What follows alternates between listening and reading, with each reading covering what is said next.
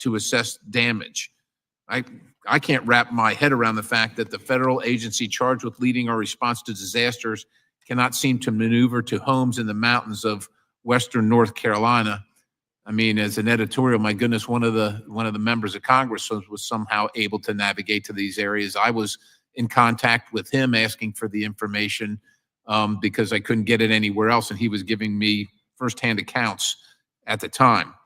Well, then we learned how long of a process it's been for FEMA to deliver temporary housing trailers to communities in Western North Carolina living without power and heat. Clearly, something is wrong with FEMA's process. I hope that my congressional colleague on our first panel will provide us, or colleagues, will provide us with candid insights into FEMA's response to Hurricane Helene. The successes you've seen, and the areas where there is cause for concern. In past disasters, we've seen delays in relief reaching the ground, sometimes due to the scope of the disaster's impact and the resulting infrastructure damage, but also because of red tape and complex requirements. It seems at every turn there's some regulation, policy, or this is the way we've always done it approach that defies common sense. For example, as Secretary Mayorkas mentioned recently that the Disaster Relief Fund was being depleted, right after we appropriated $20 billion, the DHS Inspector General noted billions of unspent funds tied to delayed disaster closeouts of up to 16 years. Congress and this committee continues to pass bills to streamline FEMA assistance, but it seems the more we try to cut red tape, FEMA adds more or just simply doesn't change course. I'm eager to hear from FEMA today on how they have worked with the federal, state, and local partners to speed up this process. In response to concerns about FEMA's response to the recent disasters on October 11th, Chairman Sam Graves and I sent a letter to FEMA raising critical questions about the response to Hurricane Helene, reports of the slow pace of FEMA aid, and the state of the DRF. The chair now asks unanimous consent that this letter be included in the record without objection. So ordered. The response from FEMA administrator described how the continuing resolution passed by Congress brought the balance of the DRF to $21.9 billion, and FEMA immediately obligated $8.8 billion in previously delayed projects. This reduced available funds for future disasters to $13.1 billion.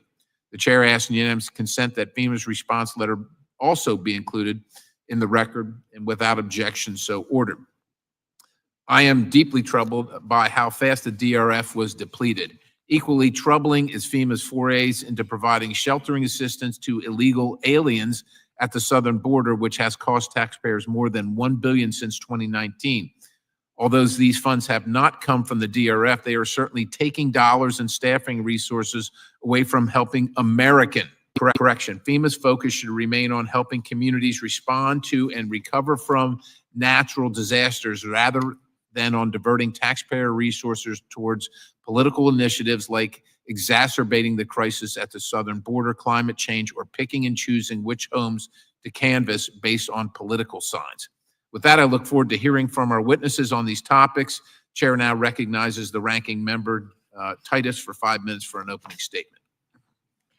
Well, thank you, Mr. Chairman, and thank our witnesses for joining us, the administrator and our colleagues, Representatives Edwards and Castor, whose districts and communities have been greatly impacted by this year's deadly and devastating hurricane season.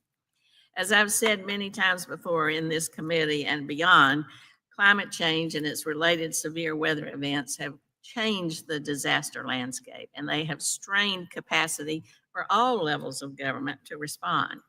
What's more, the data shows that these disasters are becoming more expensive, they're lasting longer, and they're having a greater impact on our communities than ever before. While we still await exact figures, preliminary estimates show that the combined price tag for just Hurricanes Milton and Helene will eclipse $170 billion. So far this year, FEMA has provided assistance for 89 presidentially declared emergencies and major disasters, including those covering hurricanes, wildfires, landslides, and tornadoes. One of the main sources for providing support to disaster-stricken communities, as you mentioned, Mr. Chairman, is FEMA's Disaster Relief Fund, the DRF, which funds repair and restoration of public infrastructure. It supports hazard mitigation initiatives, and it provides financial assistance to disaster survivors. When the program is nearing depletion, however, it enters immediate needs funding, INF, which pauses all DRF-funded projects that are not life-saving operations. Since 2001, INF has been implemented 10 times, the most recent being just August of this year. The current continuing resolution provides $20 billion in budget authority for the DRF, so FEMA is no longer operating under INF. We know, however, these funding challenges will continue as fewer than $5 billion currently remains in that budget. That's why President Biden submitted a $100 billion supplementary request to Congress yesterday, and that includes $440 billion for FEMA. Congress must pass a supplemental to sufficiently fund the DRF so FEMA can continue to support ongoing recovery efforts, as well as address those that will undoubtedly emerge in the future. This funding is not for FEMA, it's for FEMA to provide to communities and individuals impacted. We also need to provide solutions for survivors and communities so they can recover more quickly and ensure that resources are deployed fairly. One of those solutions is my Disaster Survivor Fairness Act, which I introduced with my colleagues, Congressman Garrett Graves, Troy Carter, and Congresswoman Jennifer Gonzalez Colon. Also has the support of Congressman Chuck Edwards, who we'll hear from later today. One of the most important aspects of the bill, which has already passed this committee unanimously at the beginning of the Congress, is to simplify the process for seeking assistance following a major disaster. It does this by creating a universal relief application across federal agencies so that we can ease the burden on families and small businesses, get rid of some of the red tape, speed up the process, because this is the worst days of their lives and they need to have at least some assistance in the application process. In this committee, we've held numerous hearings on the challenges faced by FEMA's workforce, and I look forward to discussing those today. As we move forward, however, we must also acknowledge the impact misinformation has on the ability to respond to these events. I was disgusted with the ridiculous rumors that were floating around, cautioning people that government was going to bulldoze over their communities, seize their homes, and divert disaster aid to other programs. And those who perpetuated these claims, spread the claims, claimed that they were legitimate. Well, shame on you. That just makes the process even worse. I was also very upset to learn that a FEMA employee directed her disaster survivor assistance team to skip homes that had Trump signs. I condemn the employee's decision about discriminating with aid. That should never be the case. And Administrator Criswell immediately did the right thing when she learned about this incident by firing the employee and referring the case to the Office of Special Counsel. To my colleagues testifying today and to Administrator Criswell, we recognize the challenges you're facing, and this committee wants to do what it can to help aid you, help those in the recovery process. So I look forward to your testimony and hope that we can stick to the issues at hand and not use this as a springboard to get into politics. And I yield back. Chair, thanks. The gentlewoman. The chair now recognizes the chairman of the full committee, Mr. Graves, for 5 minutes for his opening statement. Thank you, Chairman Perry, and I do want to thank our witnesses for testifying today. This hearing comes at a crucial time. We're being told the supplemental appropriations bill is needed after Congress recently appropriated $20 billion to the Disaster Relief Fund. There have been ongoing concerns about how long FEMA takes to provide aid and rebuild after a disaster. Further, this committee has highlighted concerns that the Biden administration has prioritized equity, climate change, and assistance to migrants over disaster victims and readiness and response efforts. And then we add on top of all of this the recent shocking reports that FEMA workers purposely avoided hurricane-impacted homes and that displayed signs in support of President Trump.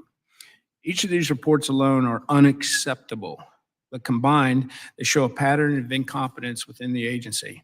And for more than a decade, I have sponsored and supported numerous pieces of legislation aimed at speeding up FEMA aid, cutting the bureaucracy and the red tape, and creating more transparency. But it seems that despite these efforts, FEMA somehow finds new ways to make the recovery process more difficult for impacted communities. The agency is accountable directly to the president, and so the buck stops with the president regarding the constant mismanagement and lack of focus at its core mission.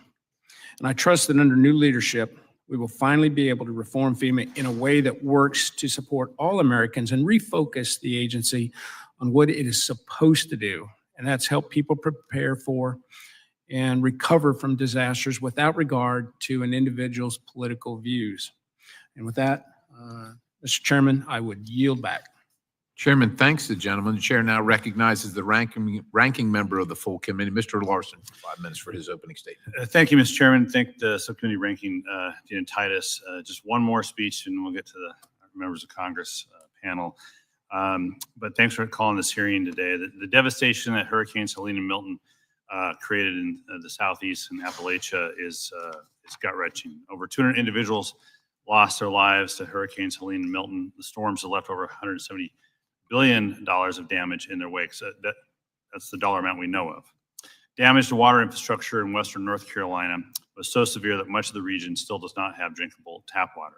To aid affected communities, the administration approved major disaster declarations for Florida, Georgia, North Carolina, South Carolina, Tennessee, and Virginia. So the recovery will take a lot of work, and we are ready to provide the resources needed. And I'm grateful that Representatives Edwards and Castor are here today to share what they've seen on the ground in their districts as a result. And I think they, along with the rest of Congress, would agree that we have to focus on passing a disaster supplemental immediately.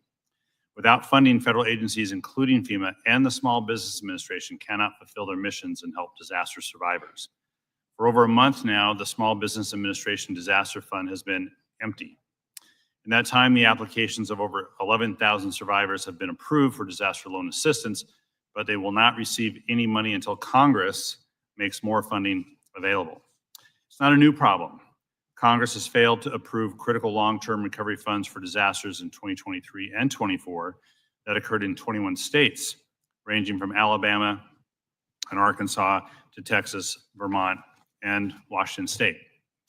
FEMA's Disaster Relief Fund is once again approaching concerningly low levels with less than $5 billion remaining. It sounds like a lot of money, but it is not a lot of money when you consider the cost of these disasters. Disaster survivors should not be left wondering if promised disaster aid is coming. After losing everything, families should be focused on rebuilding their lives, not worrying about congressional dysfunction. Again, this is not isolated to the challenges that the people in North Carolina and Florida are facing. They are challenges that even my constituents are facing from previous disasters. So I would just call on the Speaker to schedule a vote for Congress to consider President Biden's $100 billion disaster supplemental request as soon as possible. Now, in the wake of catastrophic disasters, it's important for Congress and FEMA to take stock of lessons learned. The misinformation that has circulated after recent disasters is creating barriers to recovery and putting disaster relief workers at risk. The presence of misinformation after disasters is not new. After Hurricane Katrina, false reports of widespread looting bred chaos and led to the tragic shooting of civilians, as an example. After the Maui wildfires, bogus claims that the federal government would steal survivors' land were widely circulated, harming those in need of assistance. And however, false rumors following Hurricane Helene, especially in North Carolina, were described by Administrator Criswell as the worst misinformation she's ever heard. These rumors increased distrust in the federal government, resulting in armed threats against FEMA workers in the field and caused some survivors to refuse federal assistance. The spread of misinformation on social media after disasters is increasing, and this committee needs to work with FEMA to find solutions that can contain this phenomenon in the future. Disappointed that the president-elect himself amplified the misinformation by falsely claiming FEMA spent all of their funding on housing undocumented migrants. We can have a difference of opinion on whether that funding should occur, but that information was false. He also said FEMA would provide only $750 to disaster survivors who lost everything, which again is false. To set the record straight, disaster survivors may be eligible for up to $42,500 of home repair assistance and $42,500 of of other needs assistance from FEMA, and perhaps the debate we should have is whether that should be increased or not. And it is the responsibility of all members of Congress to correct that record, regardless who is providing the misinformation, and lead rather than amplify, lead in providing good information like Representative Edwards did unapologetically and consistently in Western North Carolina. Now, reports following Helene and Milton also indicate it's still too difficult for survivors to access FEMA assistance. Again, not isolated to Helene and Milton, same problem in my district and many other districts around the country in previous disasters. First, the lack of a universal application for federal assistance means survivors may have to complete separate applications for several federal agencies to receive the assistance they're entitled to. That's why this committee supports Ranking Member Titus's and Representative Garrett Graves' bipartisan bill to create a universal application for federal disaster assistance. Second, I'm troubled by reports that 47% of calls made to FEMA during the week of October 14 through 20 were not answered, and that of the more than 260,000 survivors that registered for FEMA assistance, nearly 50% have been denied. Difficulty accessing this assistance is not unique to this disaster. The Government Accountability Office conducted nationwide interviews about disaster responses occurring between 2016 and 20 and found that FEMA regularly faces challenges managing its call center and field staff. FEMA often responds to high denial rates by saying survivors can appeal their award decision. That is not an adequate response, nor is that an adequate solution. Eligible survivors should have to fill out one application for FEMA assistance, and it should be this committee's intent to make accessing FEMA aid simple and easy. Finally, when Administrator Criswell gets here, we'll have questions for her, but I do want to thank her for her service to this country as the first female FEMA administrator and for all the positive policies she has implemented during her tenure. I want to thank you all for being here and look forward to our members' views on Helene and Milton. That'll yield back. Mr. Larson yields. I'd like to now welcome our witnesses and thank you both for being here. Briefly, I'd like to take a moment to explain our lighting system to you. In case you're unaware, there are 3 lights in front of you. Green means go, yellow means you are running out of time, and red means to conclude your remarks. Chair asks unanimous consent that the witness's full statement be included in the record without objection, so ordered. Chair also asks unanimous consent that the record of today's hearing remain open until such time as our witnesses have provided answers to any questions that may be submitted to them in writing without objection, so ordered. Chair also asks unanimous consent that the record remain open for 15 days for additional comments and information submitted by members or witnesses to be included in the record of today's hearing without objection, so ordered.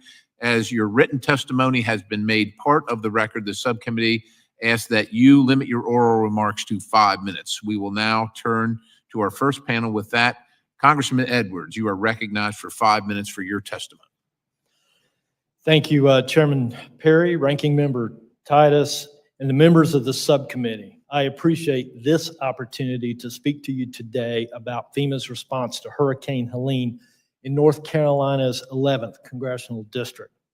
As a former member of this subcommittee, it's a privilege to offer a unique perspective, especially after being on the ground for 7 weeks during one of the deadliest storms to hit the mainland United States in the last 50 years. To put this disaster into perspective, Hurricane Helene took 230 lives across 7 states. 102 of those lives were in North Carolina. And tragically, 80 of those were from the district that I represent.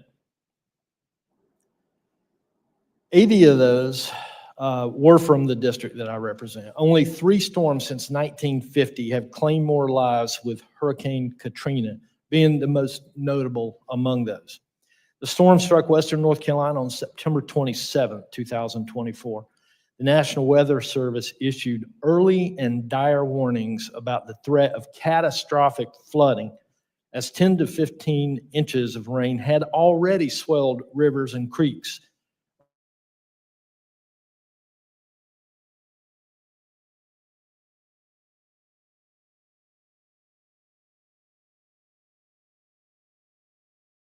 Three days, countless more lives. However, the destruction that followed was immense. In some areas, water crested up to 40 feet above its normal levels, destroying entire communities as it rushed through the mountain valleys, carrying away homes, cars, and roads. And massive landslides crushed many unsuspecting victims while they thought they were in the safety of their homes from the raging waters. The economic damage in North Carolina alone is estimated at $53 billion, with only about 5% of this damage covered by insurance. In the aftermath, FEMA's response was in some ways effective, but there were significant issues that need to be addressed.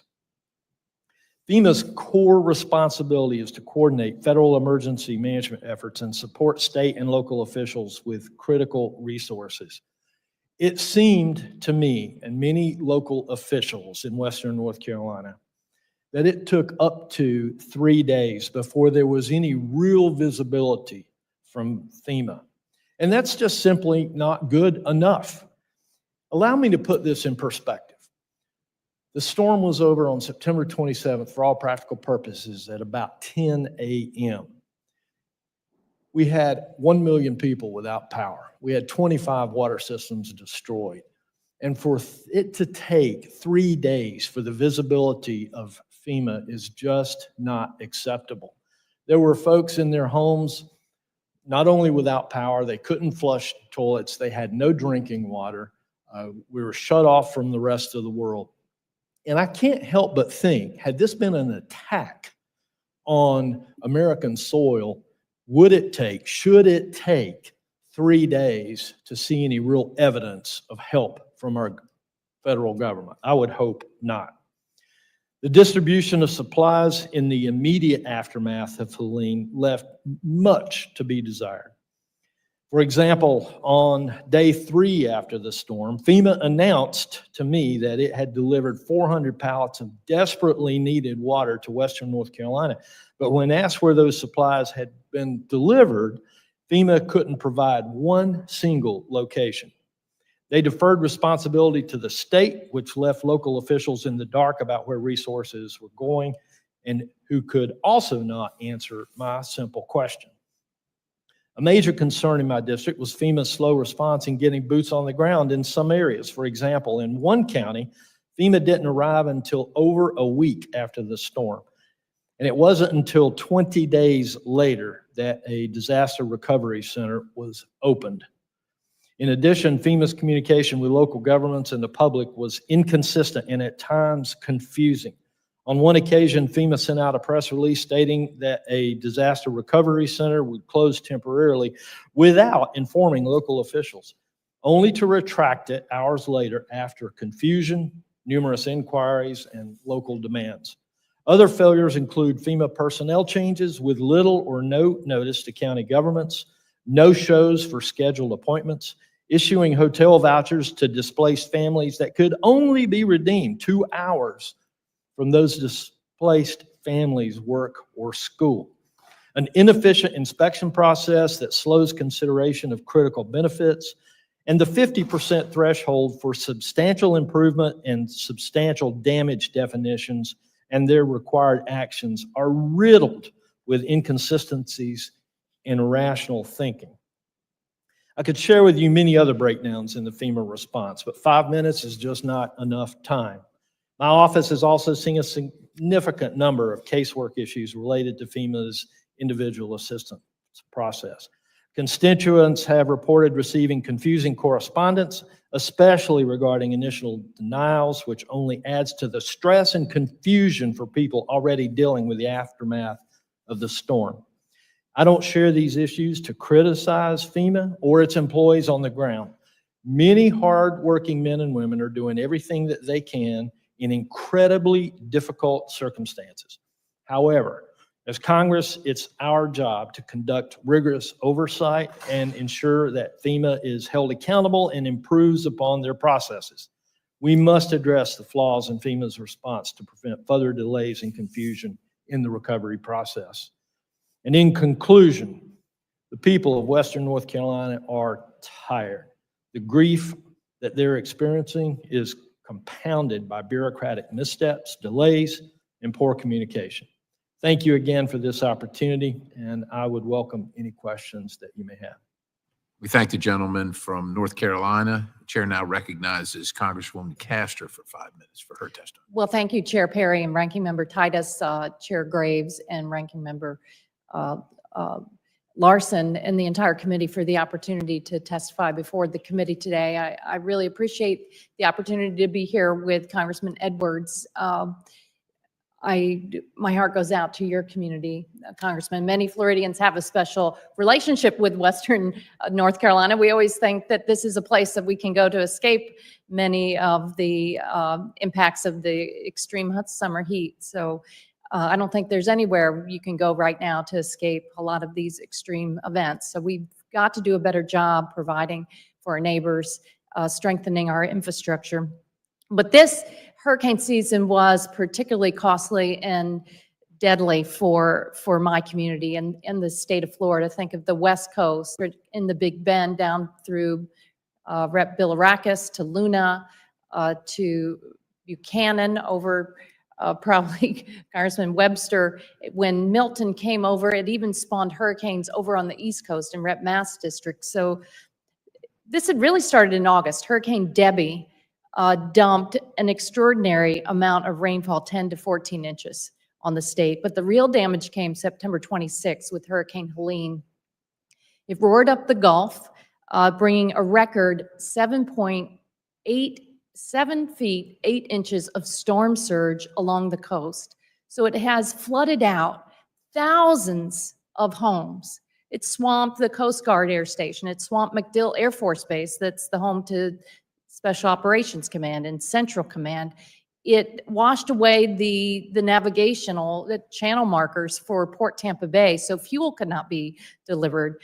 Whole neighborhoods were ruined, businesses ruined. But then 2 weeks after that, on October 9th, with some of our neighbors still in shelters, Hurricane Milton slammed into the state with wind speeds up to 105 miles per hour and a new record rainfall total of up to 18 inches in some areas that they said was a 1 in 1,000 year flood event. So if you survived the storm surge of Helene, it's likely that you were flooded out weeks later by Milton. And many of the rivers took weeks to crest. There were widespread power outages for some people well over a week. This inhibited the ability of small businesses to bounce back. Many of them, these small business owners, are just, they have a very limited range of what they can take. So when power was out, when fuel could not be distributed, when we have police officers guarding gas stations, folks are really asking, there must be a better way.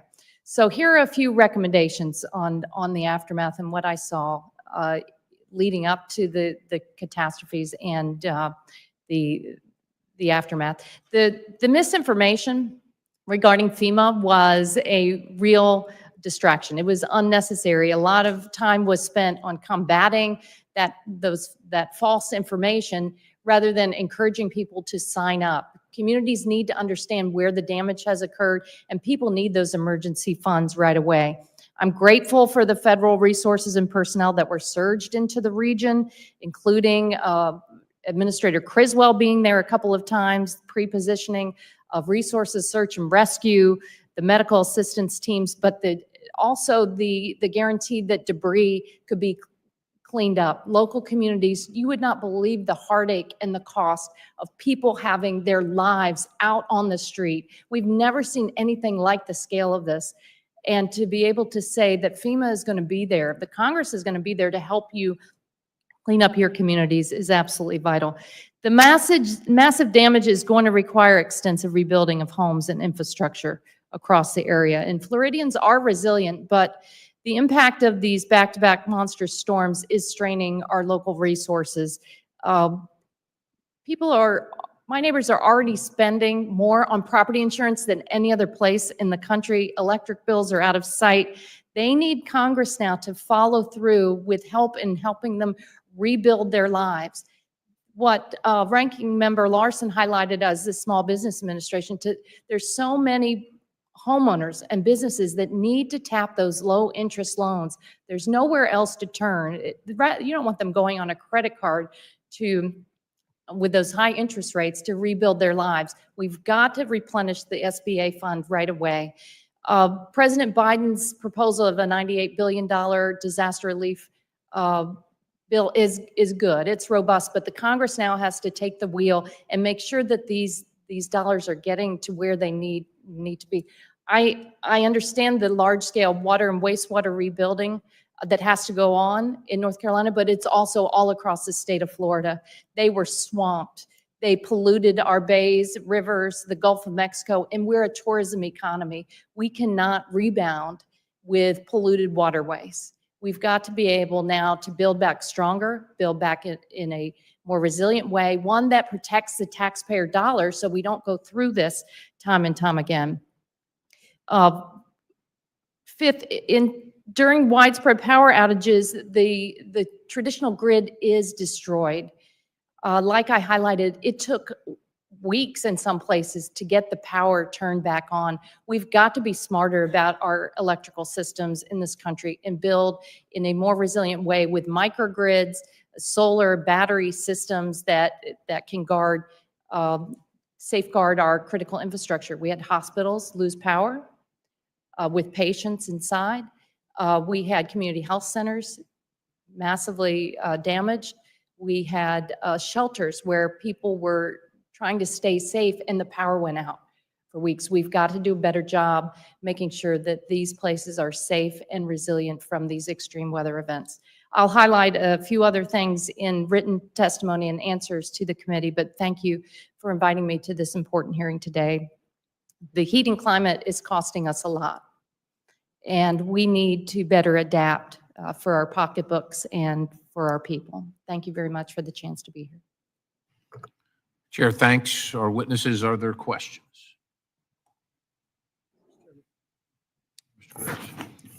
Don't have any questions. I just want to, first of all, tell you how much I appreciate your efforts on behalf of your constituents. I did have the opportunity to visit Western North Carolina with Congressman Chuck Edwards, and just so sorry for what happened to you and your constituents. I know that you're both working really hard to get them back on their feet. I want to thank you for your service. And again, just know that we're praying for y'all's folks, and really sorry that y'all are having to go through this. Thank you. Others? All right, seeing none, thank you for being here today, and thank you for your testimony and your comments. This concludes the first panel, and I'll give you a couple minutes to go ahead and exit, and we're going to introduce the second panel. Thank you.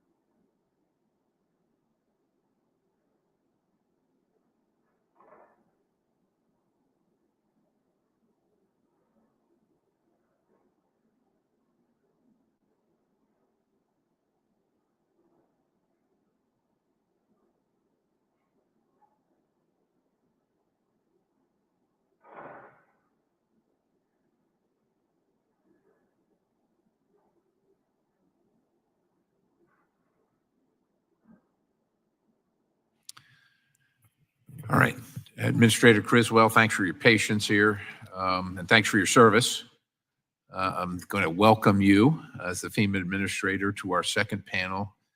As a reminder, your written testimony has also been made part of the record, so the subcommittee asks that you limit your oral remarks to 5 minutes, and with that, you are now recognized for that 5 minutes. All right, thank you, Chairman Perry, Ranking Member Titus, and members of the committee. Thank you for the opportunity to testify regarding FEMA's efforts in response to Hurricanes Helene and Milton. We value this committee's legislative support and oversight of our agency, and I really look forward to our conversation today. On September 26th, Hurricane Helene made landfall in Florida as a powerful, fast-moving Category 4 storm with hurricane force winds extending 40 miles and tropical storm force winds extending 310 miles from its center. Helene then entered Georgia as a Category 2 hurricane before becoming a powerful tropical storm that continued to release historic rainfall over already saturated soils as it marched through South Carolina, North Carolina, Tennessee, and Virginia. There were also impacts in West Virginia and Kentucky. Helene's powerful winds and floodwaters altered landscapes and devastated communities in many places not accustomed to experiencing such storms. The destruction caused by Helene was catastrophic. Less than 2 weeks later, Hurricane Milton rapidly intensified into a Category 5 storm in the Gulf of Mexico.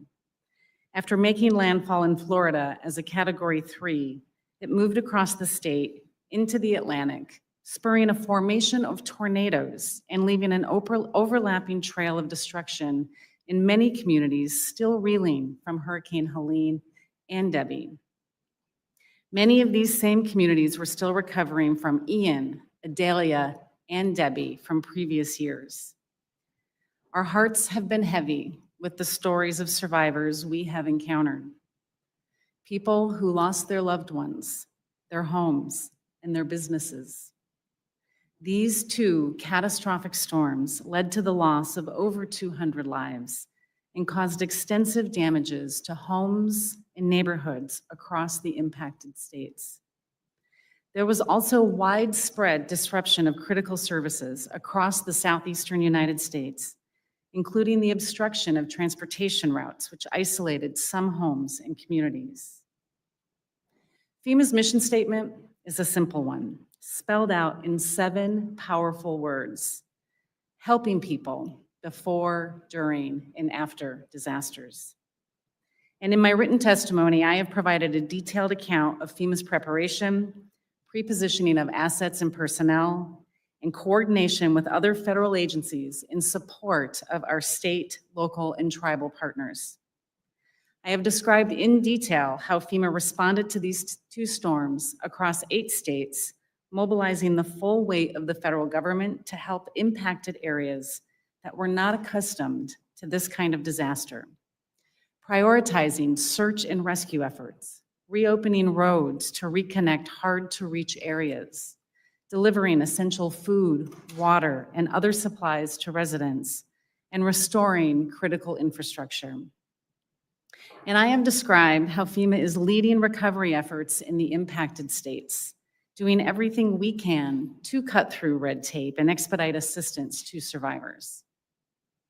This has been a challenging time for our workforce of over 22,000 dedicated, hardworking people, many of whom were also impacted by one of these storms themselves and delayed their personal and family recovery to meet our mission and respond to the disaster.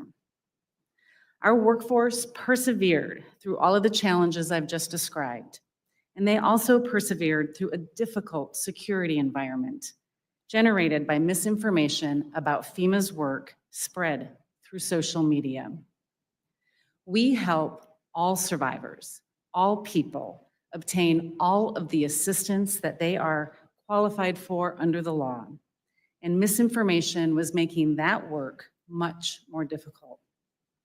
I greatly appreciate the voices from members of Congress from across both sides of the aisle who has attested to the work that FEMA was doing on the ground. So I was very concerned when I learned that a FEMA employee had given direction to her disaster survivor assistance team that were completely at odds with FEMA's mission. A critical function of these teams is to go door to door, meet with survivors, meet them where they are, make them aware of available FEMA resources, and help them register for assistance. This employee wrote to about 11 staffers under her supervision that they should, quote, avoid homes advertising Trump, end quote. My senior leadership team provided me with this visual evidence that the employee had in fact issued this statement, these instructions, and they recommended that this employee be terminated. I concurred and directed the termination, and the employee was fired. I released a statement that day, and I will repeat what I said to all of my employees and the American people. This type of behavior and action will not be tolerated at FEMA, and we will hold people accountable if they violate our standards of conduct. I do not believe that this employee's actions are indicative of any widespread cultural problems at FEMA. FEMA, however, has taken appropriate action to ensure that this matter is fully investigated, and I am committed to ensuring that nothing like this ever happens again. In the meantime, we have sent a different team to the field to contact all of the homes that had been skipped over at this one employee's direction, and that work has been completed. Now, I know that this incident is on the minds of many members of this committee, and I will be happy to answer all of your questions about it. However, I hope that we will also have a chance to discuss the great work of our workforce and responses to both Hurricanes Helene and Milton, as well as the important challenges that lie ahead in the recovery effort across these states. Thank you again for the opportunity to testify today, and I look forward to your questions. Thank you, Administrator, for your testimony. We'll now turn to questions from members.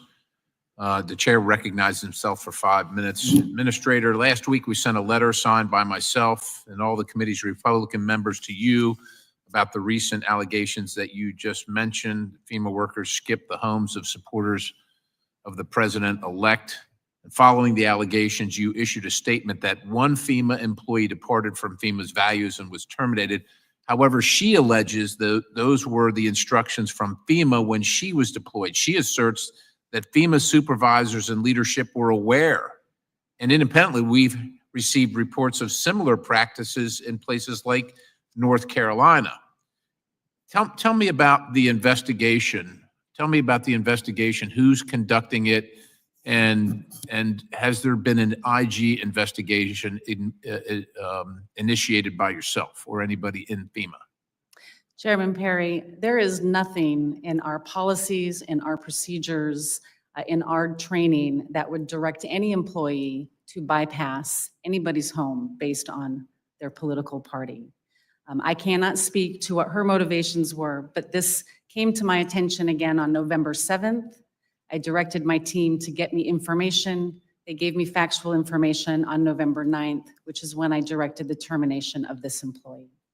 This first came to our Office of Professional Responsibility on October 28th through the team member from TSA who was working under this individual. She immediately raised it to the Office of the Special Counsel, who took the case as a potential violation of the Hatch Act. There were ongoing investigations with that, and the Office of Professional Responsibility is currently working with the IG to determine what the investigative matters will be going forward. The IG has not of yet stated they want to investigate this, but I highly encourage them to take on this case and look and see if this was a widespread issue or if this was just a single incident. So you're working with them and you've encouraged them, but you haven't requested they do so. Now, according to your employee, Ms. Washington, who was asked, and this is a public report, these orders came, who she stated, so you're telling me these orders came from somebody above? And she said, correct. So what has your investigation gleaned regarding her direct supervisors, the people above her? Have you questioned them, and what have your answers been? Chairman Perry, we do have an ongoing investigation, and we have questioned other personnel in this chain of command, and we find no information at this point that there was anything beyond her direction to her employees to skip and bypass a home. So the same employee alleged that the Florida team had already been avoiding Trump voters' homes prior to prior to her work there, and that this was, as she said, the culture. Now, these aren't my words. These are the words from a FEMA employee who's claiming that she's being the scapegoat. She said, "But I'm just simply executing again what was coming down from my supervisors." Do you know, how many supervisors does she have? How many people above her before she gets to you? She is a crew lead, which is the lowest level of supervision. So there's a lot of people above her, so to speak, in There the are chain of several command. people. I'd be happy to forward an organizational chart that would show where she sits within the organization. And your investigation has spoken to certainly the immediate and maybe 2 or 3 steps above that? We have an ongoing investigation, Chairman Perry, to determine if there was any additional acts that violated our core values of compassion, fairness, integrity, and respect. Okay, And so at I this get there's an time, we have ongoing found none. investigation, but this isn't a law enforcement thing where you can't say, well, we have an investigation, so we can't talk about it. You can talk about this. Does the investigation include her immediate supervisors and several steps above that? The investigation includes those that were deployed in this particular incident, and we have found no evidence that there is anything beyond this one employee's specific direction. You found no evidence at this point. Let me ask you this. Now, you can understand that from America's perspective, certainly the people that weren't visited when FEMA was in town, that it would be in FEMA's best interest to just investigate this internally, say this is a one-off employee, that this claim of hers that it's a culture is just her trying to kind of make sure that the responsibility, the accountability doesn't fall on her. Why shouldn't this be an independent investigation by at least somebody like the IG? The actions that this employee took are unacceptable. I know that, and you know that. We And agree I on would that. welcome an investigation by the IG. But you haven't requested. Will you request one? I will request one. Thank you. The chair now recognizes the gentlelady, the ranking member from Nevada, Ms. Titus. Thank you. I mentioned in my opening statement about how FEMA in the new reality has to deal with misinformation. And then you heard one of our witnesses, the Congress lady from Florida, mention how it had been a problem as they tried to recover from the hurricanes. I wonder if you could talk to us about what kind of policy or official strategy y'all might be developing to deal with misinformation and how it does indeed hurt your attempts to get relief out to people who've been hit by these disasters.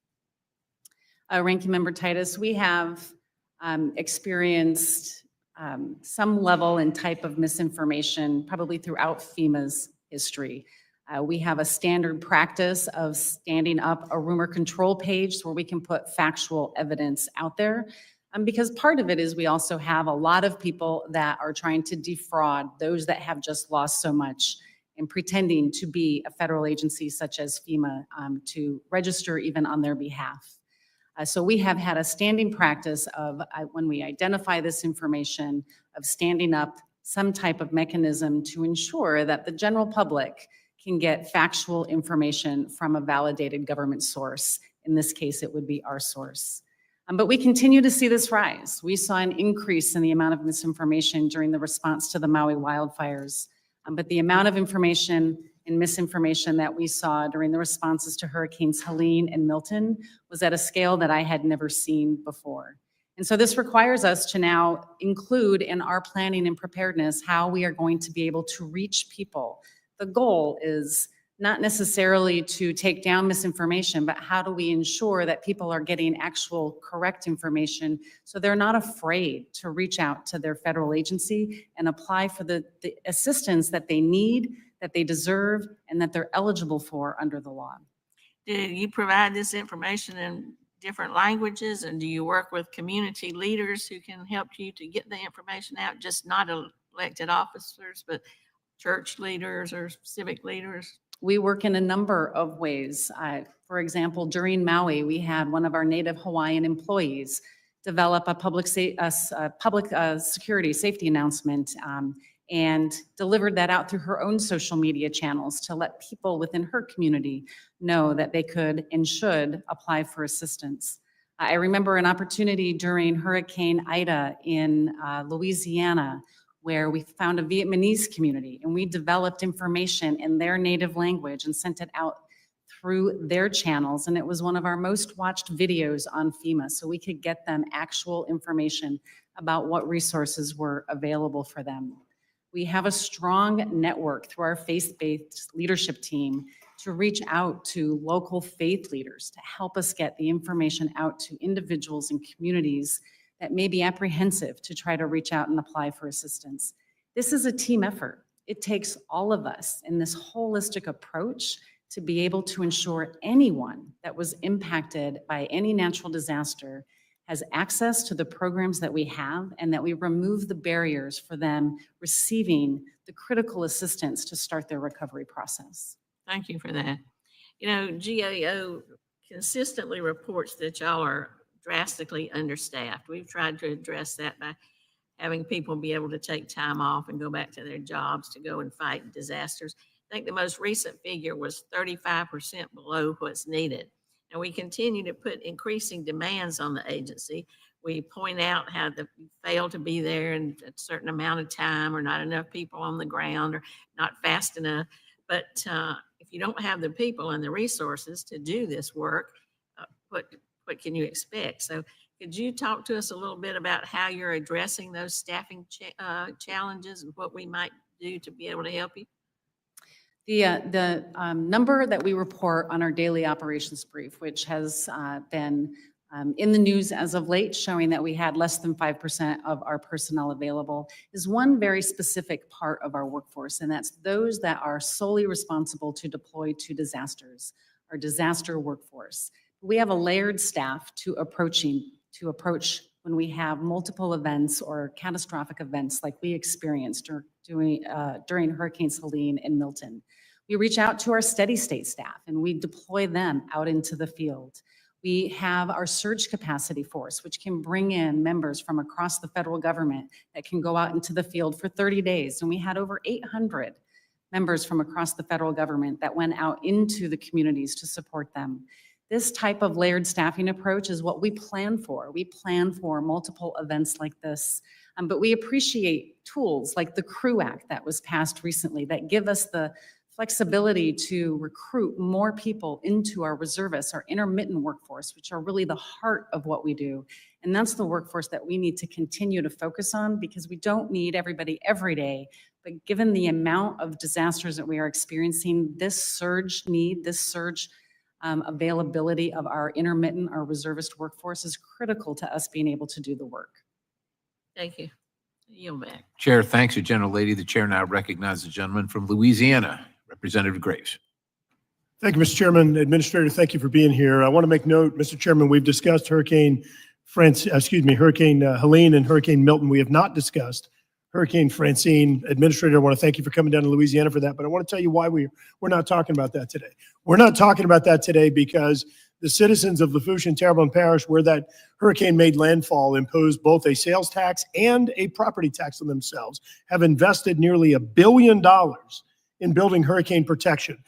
We are in an interim phase of protection. We have built an 11-foot levee. Storm surge for Hurricane Francine was 11 feet. If that levee had not been there, if we had not done what we did, we would be having a very different hearing today. Administrator, I want to ask you a quick question. There are rumors, reports that FEMA is having discussions with Department of Treasury about using ARP funds, American Rescue Plan funds, to help out with recovery. Is that accurate? With the National Flood Insurance Program at this moment, we are outpacing our payments, over $800 million in payments from the National Flood Insurance Program. So y'all are having discussions about using American Rescue Plan funds for recovery? We are not using American Rescue Plan. There's no discussions about doing that? Not for FEMA using American Rescue Plan. Okay, because there were reports that FEMA was having discussions about No. using those. Okay, thank you for clarifying. Now, something else I'd like for you to clarify. There's been a lot of discussion about FEMA's emergency food and shelter program and how it's handled. And I just, number one, that's a FEMA program. Number two, that is funded with taxpayer dollars. And so whenever folks say that, well, no, you got to understand it's a different program. These are all taxpayer dollars. And what you do is you triage or you prioritize what is needed, what's most important, and that's where we need to focus. I mean, do you agree with that? The Shelter and Services Program is a program that was directed by Congress for FEMA to administer. Yes. at Right. the And so cost of these are all $800 million. federal taxpayer dollars. And so if we need taxpayer dollars in a higher priority area, it would make sense to take funds from a lower priority area. What I'm really struggling with is, as I understand, is that in North Carolina, for example, where I visited, you could have a flood or disaster victim that can get a check for $750. Yet when I go through and I look at the programs and resources that are available to a citizen of a different country that came illegally into the United States, under the FEMA administered program using nonprofits, you could be eligible for housing, for food, for transportation, for healthcare costs, and others. I was able to come, looking at the very documents that these nonprofits were using, I was able to get to a figure in excess of $10,000 for an individual. Let me make note again, that is a citizen of a foreign country. How would I explain to a taxpayer that a taxpayer, a citizen of the United States, is eligible for $750, yet a citizen of a foreign country under your agency is still eligible for assistance of $10,000? How would I explain that to somebody? Congressman, the resources that are available to people impacted by disasters are a variety of resources, and that $750 payment is just to cover those immediate needs.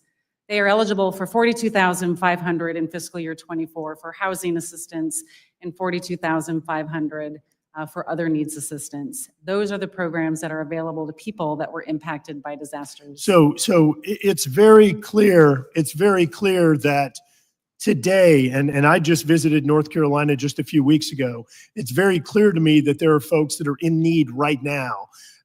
The disparity that exists in that a citizen of a foreign country that broke the law and came here illegally is they can get a plane ticket paid for, they can get a hotel room paid for. I think 200 and something bucks a night, if I remember right, and in some of the areas of maybe around Midland, Texas, somewhere around there.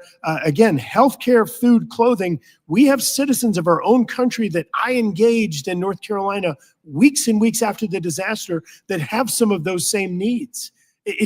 This is ridiculous. It really is. And I understand that all of these decisions aren't yours, but Administrator, you understand the ridiculousness of this situation, that we're not helping our own citizens, yet we're out there using our own taxpayer dollars when we have a debt right now of $35 trillion as a nation, and we're helping out citizens of other countries when we're not even meeting the fundamental needs of our own citizens.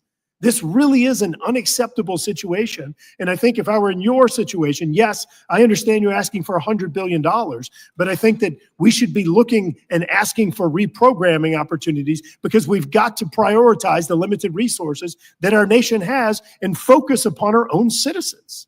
I yield back. Gentleman yields. The chair now recognizes the ranking member of the full committee, Mr. Larson.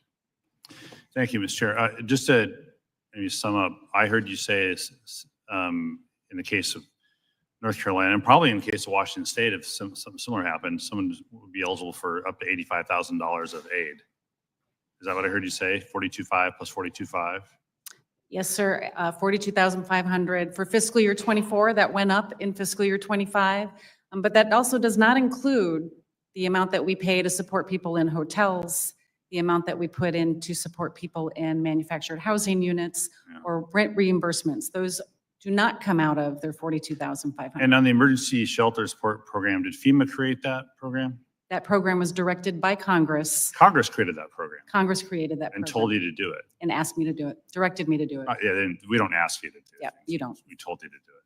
So it's really up to Congress to decide. Congress directed FEMA to administer the legacy program of ESFP humanitarian assistance, All right. and then the All right, establishment. I got it. of I think SSP. we should just issue a mirror to every member of Congress who complains to you about the emergency shelter program, so they can look at who's responsible for doing anything about it, which You're responsible for administering it, but you're not responsible for creating it.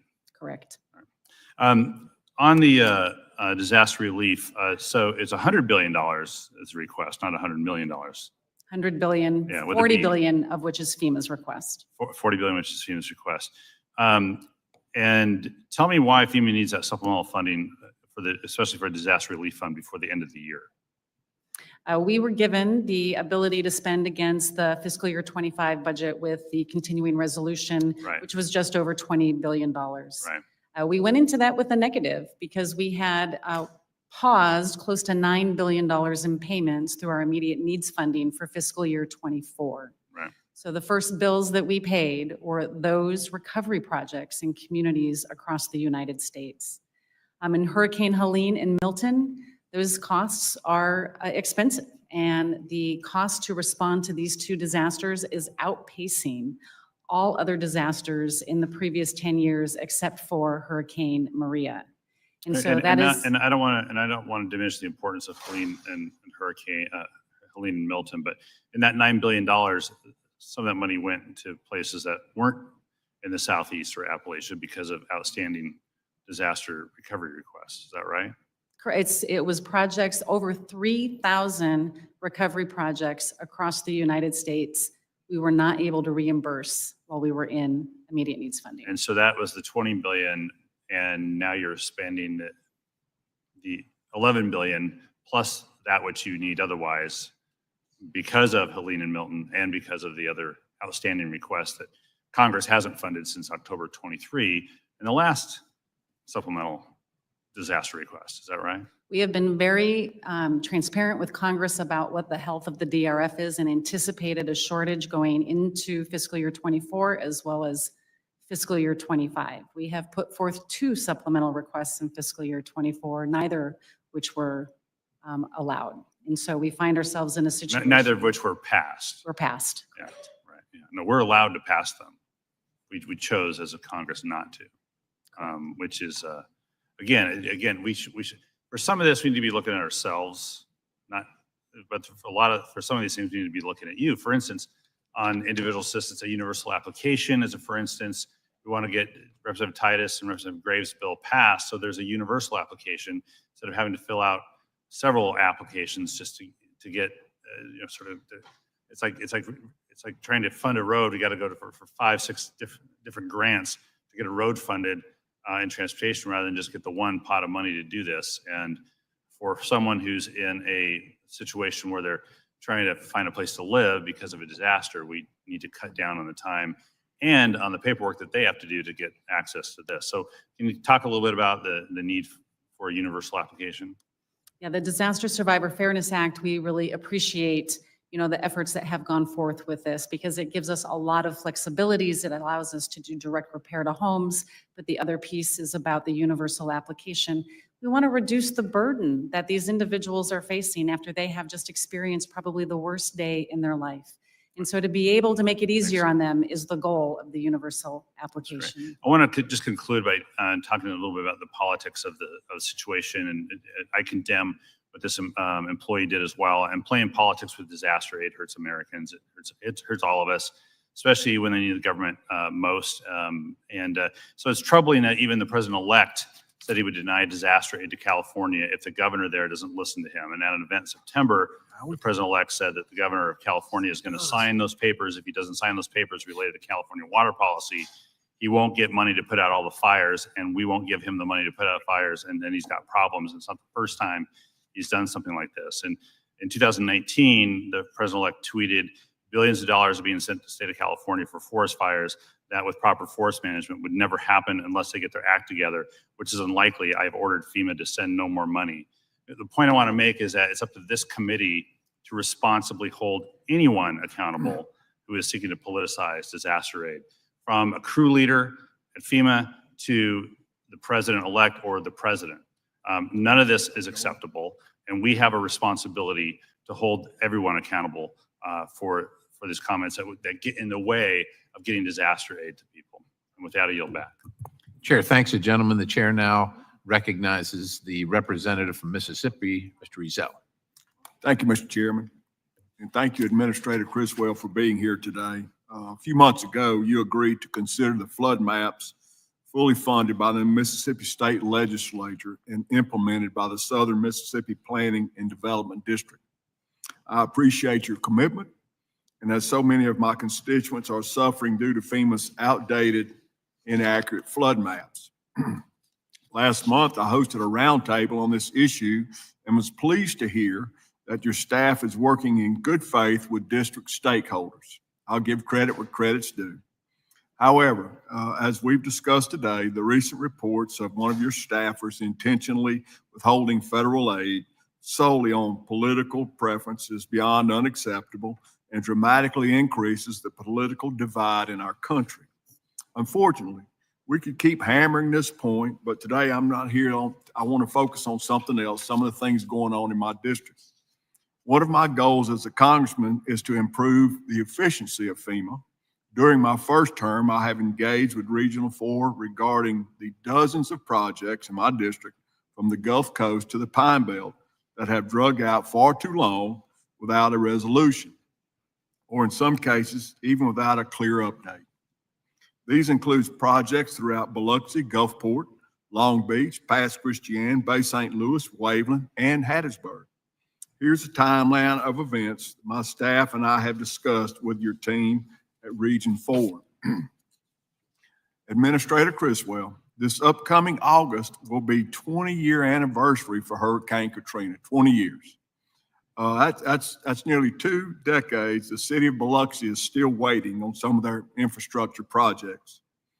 How 20 years later are there still unresolved projects from Katrina? Congressman, recovery is very complicated and every project has its own unique situation. I'm happy to look into the specific projects And that thank you are you, most thank concerned you for about. that. You know, as you can see, this is pretty hard to defend. 20 years, 20 years is a long time waiting on to get some infrastructure projects fixed, which have been funded. Another answer I hope you can clarify for me today. If an applicant identifies an error or omission in the original cost estimate, do you believe FEMA may increase funding for an improved project? Yes or no? Congressman, I would have to understand the specifics of that to be able to answer it accurately. If an applicant identifies an error or an omission in the original cost estimate, do you believe FEMA may increase funding for an improved project? And Congressman, without understanding the specifics of that project, I Okay. don't have an accurate. Let's move on. I'll take that as a no. According to FEMA, this project, and this is in Biloxi and Waveland, Biloxi, correction. According to FEMA, this project has not been finished because it was not accurately estimated. But I have in writing a letter from FEMA right here that the most recent CEF in 2019 accurately reflected the complexity of the project. Can you follow up with this letter, and we'll make sure that you get it, that FEMA has already confirmed and direct your staff to fund the project at the cost accurately reflected? Congressman, I'd be happy to follow up on that specific project. Thank you very much. I take that as a yes. The second project that I'd like to raise with you today is the Waveland, Mississippi Pier. In October, I learned that the original reason why this project was not funded was because of the scope of the work had changed.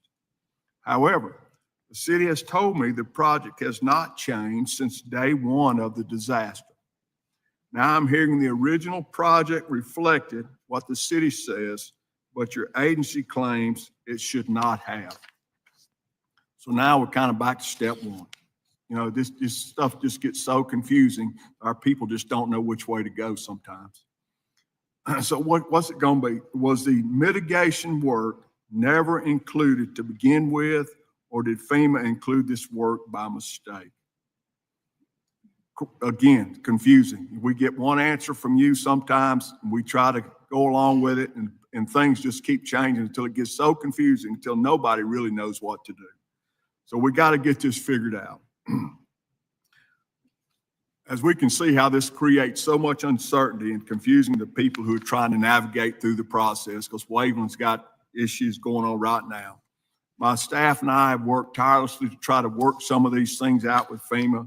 But still, if you look at 20 years projects from Katrina that have been funded, that have not been completed. And, you know, I don't want to keep beating the drum about what one employee said or what may be the policy, but, you know, I truly hope that the lack of funding these projects isn't due to Mississippi being a red state. And with that, Mr. Chairman, with that being said, I need a commitment from you today that you will look into all these projects, that they will be handled, and that my constituents will get the help that they need back home. Congressman, you have my commitment that we will look into all of those projects, and you have my absolute determination that we do not discriminate against any state. We provide support for everyone impacted by disasters. And we appreciate that. But, you know, when you're looking at 20 years from Katrina, we should not be having this discussion. So thank you very much. With that, Mr. Chairman, I yield back. Chair, thanks, the gentleman. The chair now recognizes the gentlelady from Washington, D.C., Representative Norton. Thank you, Mr. Chairman. Climate change has fueled an alarming rise in the number and severity of natural disasters, with once-in-a-century storms becoming a matter of course. It is critical to continue to invest in our emergency management workforce to respond to these increasing emergencies and help rebuild affected communities. Yet the Government Accounting Office found that in recent years, FEMA has been significantly understaffed. Administrator Criswell, what actions should Congress take to train, expand, and retain FEMA's emergency management workforce? Congresswoman Norton, our workforce is the heart and soul of what we do. These are often people that I have talked to that have been disaster survivors themselves and have chosen to come work for FEMA because they wanted to be able to give back like they received assistance when they were impacted. We appreciate the passage of the CREW Act that was instrumental in allowing us the flexibilities to have a more diverse and expansive workforce through our intermittent workers of our reservists, giving them the ability to keep a full-time job, yet deploy when needed to come support people that have been impacted by disasters. I encourage you to continue to reach out to your communities and have them reach out to FEMA. We often hire local hires in communities who turn into our reservists, our core employees, or our full-time employees. And we appreciate Congress's continued support of our workforce, making sure that they have all of the tools and the resources they need to continue to do the critical work of helping people before, during, and after disasters. Thank you.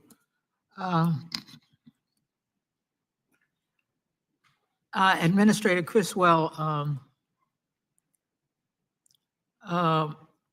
what would be the impact on communities and disaster survivors if Congress does not pass disaster supplemental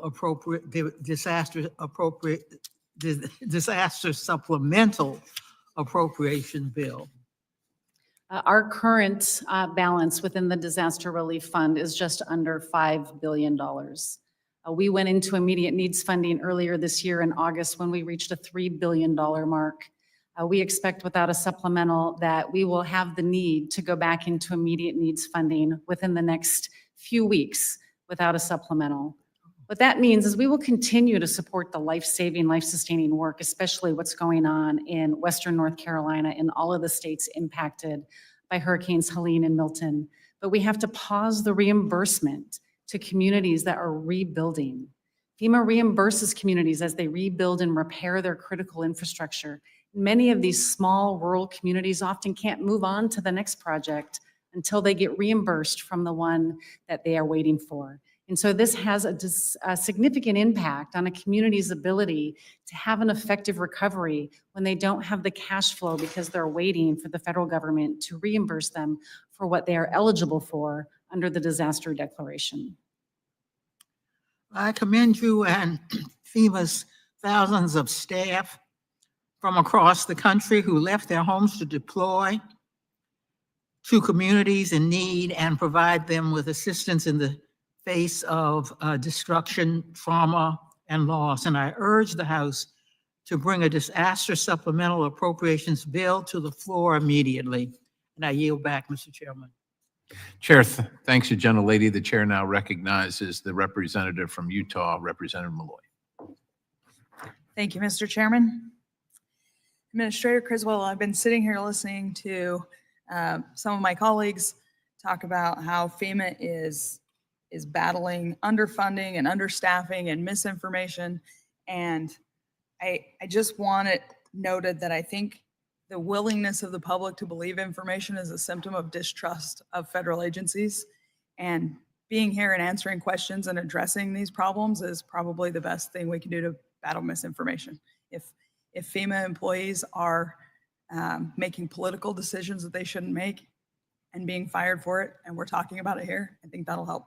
And then as far as funding and staffing issues, they've got to be at least partly caused by deploying FEMA to non-Stafford Act events. And as a member of the legislative branch, I have a responsibility as a member of this committee to exercise oversight of FEMA. And one of the things that we have to look into is whether FEMA's understaffed and underfunded or if they're outside of their mission. I think it's critical as a member of Congress that we hold agencies accountable to be doing the things they're authorized by Congress and only the things they're authorized to do by Congress. So with those observations, I'm going to yield the remainder of my time to Mr. Graves to continue his line of questioning from earlier. Thank you very much, Ms. Malloy. I appreciate it.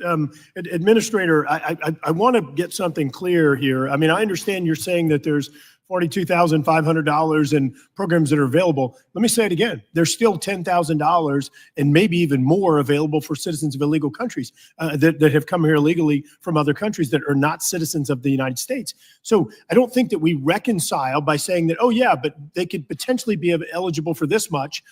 There still is $10,000 or more that we're potentially giving to people that broke the law, that are citizens of other countries that came to the United States illegally. I understand what Mr. Larson said, Ranking Member Larson said, but the reality is you're the administrator of this agency. You're the one who prepares the budget request and asks for these funds, and you're the one who is sitting here now saying we need $100 billion more. I think it's appropriate in this case to reprioritize funds and say this isn't an appropriate use of taxpayer funds under the fact that we're facing a $35 trillion debt. One of the other issues, the Inspector General report came out just in August, said in excess of $70 billion in unliquidated assets, unliquidated obligations dating back to Hurricane Katrina, 2005, are still out there and aren't being used. Why can't those funds be tapped and get the resources out to the people that need them right now? Congressman, again, the Shelter and Services Program was directed by Congress for FEMA to administer. The funding for that program was given to CBP and directed by Congress to be transferred to FEMA to administer that program. And we are administering it in accordance with the law at the direction of Congress. As far as the programs and the funds that you are talking about as it relates to unobligated projects dating back to Hurricane Katrina, we consistently review all of the projects that are out there. Projects are obligated at what they expect the cost to be, and we are always reviewing to see which funds are no longer going to be needed because the estimates came in lower, and bringing those back in. We provide this in detail to Congress on a monthly basis on what those recoupments are. Thank you, Administrator. Look, last thing I want to say is that I am very concerned about this prejudice about the Trump signs. I've seen other policies coming out of FEMA that I believe also are prejudiced. You and I have had discussions about some of those, and I look forward to getting to the bottom of this. Yield remaining time to the chair.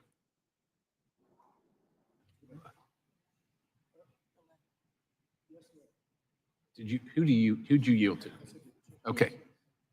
I'll take the remainder All right, of my thank time you. and yield it to the chairman. Administrator, just to follow up on my friend from Louisiana here.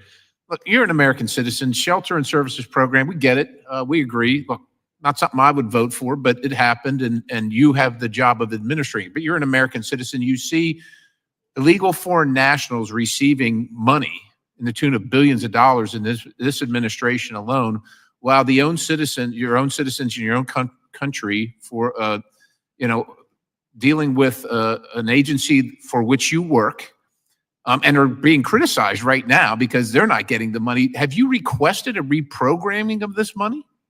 I understand it's been thrown in your lap. I get it. Not something I agreed with, but it's in your lap. But you see it. Have you requested a reprogramming of the money?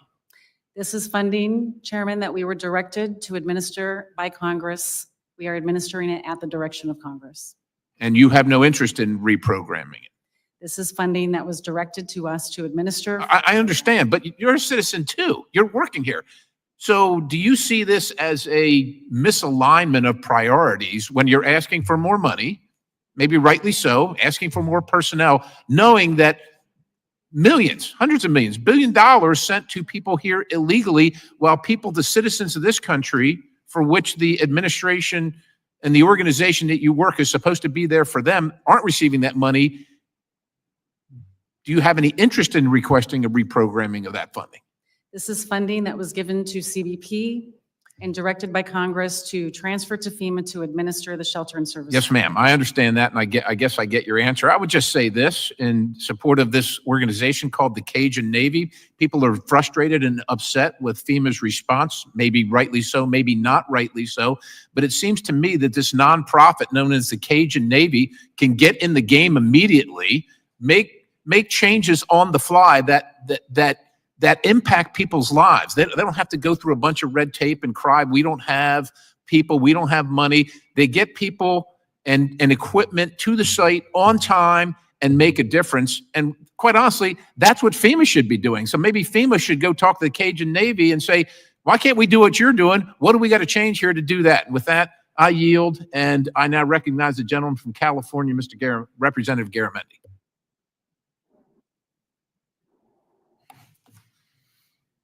No, Mr. Chairman, I'm not going to take the bait. I think she identified the problem, however. It's us. If you have a problem with what the CBP is doing and transferring their responsibility to FEMA, well, why don't you write the bill? Now, let me move on to what I really want to get to here.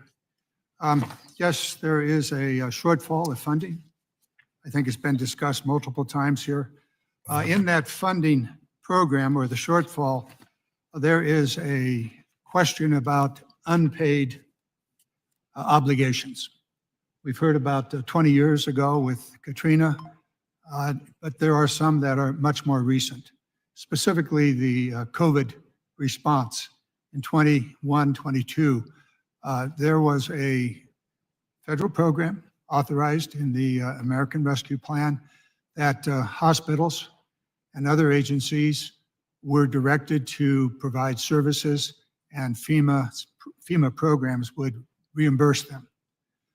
You've made good effort on reimbursing them as far as the money would go. Still about 40% of the money, specifically to hospitals in California and other states, have yet to be paid. In the supplemental that you're requesting, do you intend to use some of that supplemental money to pay for those obligations that were incurred by public agencies, hospitals specifically, so that they would be reimbursed? You're at 60%, there's another 40% to go. Congressman, part of our supplemental request does include the anticipated cost to reimburse jurisdictions, hospitals, and other eligible entities for the costs that they incurred through COVID-19. For the hospitals specifically, we are undergoing an extensive review with a third party to make sure that we're not duplicating funding that they already received. We feel that this is an important step to ensure that we're using the taxpayer dollars to support the actual needs and not duplicating payments that they may have received from other sources or from insurance, et cetera. And so both of those will work in unison as we continue to review the submissions from hospitals. We validate that the costs have not been paid by another source. This supplemental request will include then reimbursing those jurisdictions, those hospitals, those entities for those costs. I really like your yes, but answer. Normally, we don't like the but part, but I'm pleased to hear that the FEMA is auditing and also very carefully looking into these payments. I'm confident that you won't find a problem in California. I say that with certainty. However, nonetheless, it's important that you do the audits and that you make sure that, and it applies to other programs also, some of those that may date back 20 years or more. So thank you for doing that. I will note that the California Hospital Association believes that there's 1.3 billion that would be appropriately owed to California. However, check to be sure. Moving on, there are other issues that are also in play, some of which are really important in small communities. And I want to thank you for a change that you've made in your policies of prior funding for very small projects for across mostly small communities, some urban, some rural. I believe it's at a $1 million level. That might have enough money to get a large culvert repaired. I would ask you to take a look at that, and probably better to add a 0. And once again, the but part of your answer, really important here. So if you're going to put money out ahead of the normal process of reimbursement, good. It's necessary. The many small communities, counties, cities simply cannot front the money for 3-4 years before they get reimbursed. However, $1 million is a good step. Add a 0, and you're probably at a level that would allow those communities to get their projects underway. I want to thank you for your courage. I want to thank you for your standing tall and honest about the incredible pressure that you've received from the 2 recent hurricanes and from those that have, and other disasters that have been declared. You have an incredibly difficult job, and you are leading in a way that is exemplary. With that, I yield back. Oh, by the way, I got 11 seconds. Mr. Chairman, if we got a problem with illegals getting money, I look forward to your bill. You might see it there, Mr. Garamendi. The chair recognizes the gentleman from Louisiana to make a request. Mr. Chairman, asking items consent to include in the record November 18th letter from United Cajun Navy official Brian Trasher that includes observations from Todd Terrell, Sarah Galliano, and others related to Hurricane Milton and Without objection, so ordered. The chair now recognizes the gentleman from New York, Representative Molinaro. Thank you, Mr. Perry, Mr. Chairman, and thank you, Administrator. I want to just take issue with this. Could be my last 5 minutes on this committee, so I'm going to take all 4 and 4 minutes, 10 seconds. My colleague, Cressy Isle, with all due respect, offered what is by far the easiest and most disingenuous argument. You administer the one department in domestic policy that has to triage and set priorities, your department. And in a case of a declared emergency, either as it affords itself under the Stafford Act or by some extension by the president or your own determination, you are empowered, and your department is empowered to decide what of the programs you're running today should take precedent or priority over the others. Yes, sure, we can pass a law that limits the shelter and services funding, that stops dollars to getting to illegal immigrants, but you have to make that decision every day. It's the only department in the federal government that empowers you to do so. My colleague, Mr. Graves, said somewhat earlier that you have to agree that it is absurd for Americans in the South, having now faced what is by far among the worst emergencies to befall our country, that they see those who are placed here, illegal immigrants placed here by their federal government. They see the not-for-profits you engage with handing out ease of access dollars while they have to struggle to get first to 750. I administered emergency response for 20 years at the county level. Believe me, there's a lot of improvements and coordination that FEMA must engage in.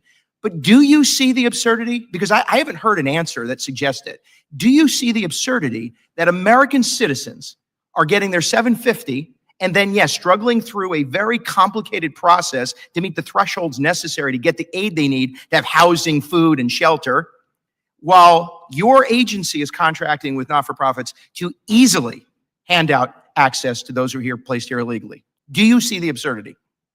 Congressman, our mission is to support people, help people before, during, and after disasters. And I Do make you think that priority there is, decisions ma'am, every do you day. think that, do you think in responding to an emergency, the priority of government ought to be to ensure that American citizens are triaged and that the services of FEMA are focused on responding to them and their service programs first? I absolutely believe that the services that FEMA provides should be supporting the people that have been impacted by disasters. Should there be equity in that distribution and response? Should there be fairness in that response? We should make sure that all people have access to our programs and that we Fair enough. remove the So barriers. this is my time and I get 2 minutes to do it. So in fairness, do you not see the inequity in those placed here illegally, having taxpayers support a plane ticket, a house, a hotel, food, cell phones, access to healthcare? Do you not see the inequity that they have access immediately? I want us to be a welcoming nation, but if we cannot respond to those who are living in emergencies, then we do not have the right to claim that we are the Federal Emergency Management Administration. Do you not see the inequity? Congress directed. No, Congress established law. You have to prioritize, triage, and decide. During COVID, there were federal agencies and local governments who were responsible for providing lots of services. We said, in this emergency, you're not going to do that. We told federal employees, get back out onto the ground because you've got to respond to a public health pandemic, and most of them were never involved in public health response. You established the priority. Why can you not say today that the priority ought to have been to make sure that American citizens were getting first response, adequate response, and not distracted response? Why can you not say that? Our priority is the Okay. American people, and we administered our disaster And- programs. And you will not admit to or acknowledge the inequities. I'm not trying to be combative. This is absurd. Today, when you spent some time and my colleagues talk about misinformation, first, misinformation is freedom of speech, whether it's true or not. But you know what fuels misinformation? The inequity that FEMA has engaged in, because it allows for people to assume, whether true or not, a level of either incompetence, inefficiency, or lack of concern for those who are struggling the most when they see individuals enter this country illegally and then are transported here and receiving services. And you know that it is easier to access the shelter and services funding than it is to access disaster relief aid, housing assistance, small business aid. You know that it's more complicated. Doesn't that in and of itself fuel the misinformation? Congressman, we are administering that program as directed by Congress. You are not administering the program as directed by Congress. We established the law, we established the provisions, and we expect the person, whether it's the president or the administrator of FEMA, to decide what is and is not priority in response to emergency. And by that very measure, with all due respect, the agency has failed. And it has lost focus. My time is up. I yield back to the chairman. Chair thanks the gentleman. The chair now recognizes the gentlelady from Oregon, Representative Ford. Thank you, Mr. Chair, and thank you for being here today. A few things, we have a lot of fires, ice storms, floods that have gotten more and more severe. This year, we've had 1.9 million acres of land that was burnt with fires, and that is over twice the 10-year average.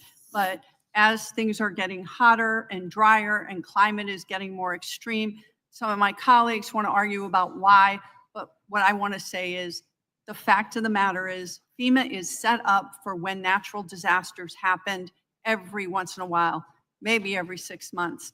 And so you have a lot of temporary Stafford Act employees. Is it true that 4/5 of your employees are in that temporary Stafford Act category? Ma'am, can you repeat the number that you said? 4/5. My understanding is 20,000 out of your 25,000 employees are in that. Is that I inaccurate? believe that would be high. I believe about half of our workforce, maybe a little bit more than half, are direct employees out of the Disaster Relief Fund and support disasters directly. The rest support our steady state missions. Okay, so half of your employees, and the fact is this has become a full-time job. I represent a lot of rural communities. I've never seen a difference between how FEMA treats my rural conservative areas and my more blue areas. And it seems like you had an employee that acted inappropriately, unethically, in an untrustworthy manner, and then lied about who apparently, according to the facts that we know so far, lied about who was responsible for that, right? We had a single employee that took actions that were unacceptable by directing her team to avoid homes. Right. I just think that if you have an employee that acts in an unethical manner, it follows that maybe they're not telling the truth. But again, I've never seen any difference. And I'm going to go on to a different subject because I do represent Oregon. We had 23 fires in mid-July at the same time, earlier than we'd ever had fires, 23 incident command centers. Just following a massive ice storm, we had floods. We have, you know, our rangeland, our ranchers, our farms that were burnt. Now we have a mix of federal and state and private land. And our governor has asked for President Biden to approve a major disaster declaration for wildfire and storm damage between July 10th and September 7th. Our requests include public assistance for our 6 frontier counties, Gillum, Grant, Jefferson, Umatilla, Wasco, and Wheeler. Hazard mitigation grant programs to support projects that reduce the impact of future disasters, and a state cost-sharing waiver, waiving the state's cost for emergency work and response to this disaster. This has been the most expensive fire season ever. And what it seems like is FEMA is looking at each of these fires individually, when really what we would like to see is for all of these to be taken together, because that's how we had to manage it.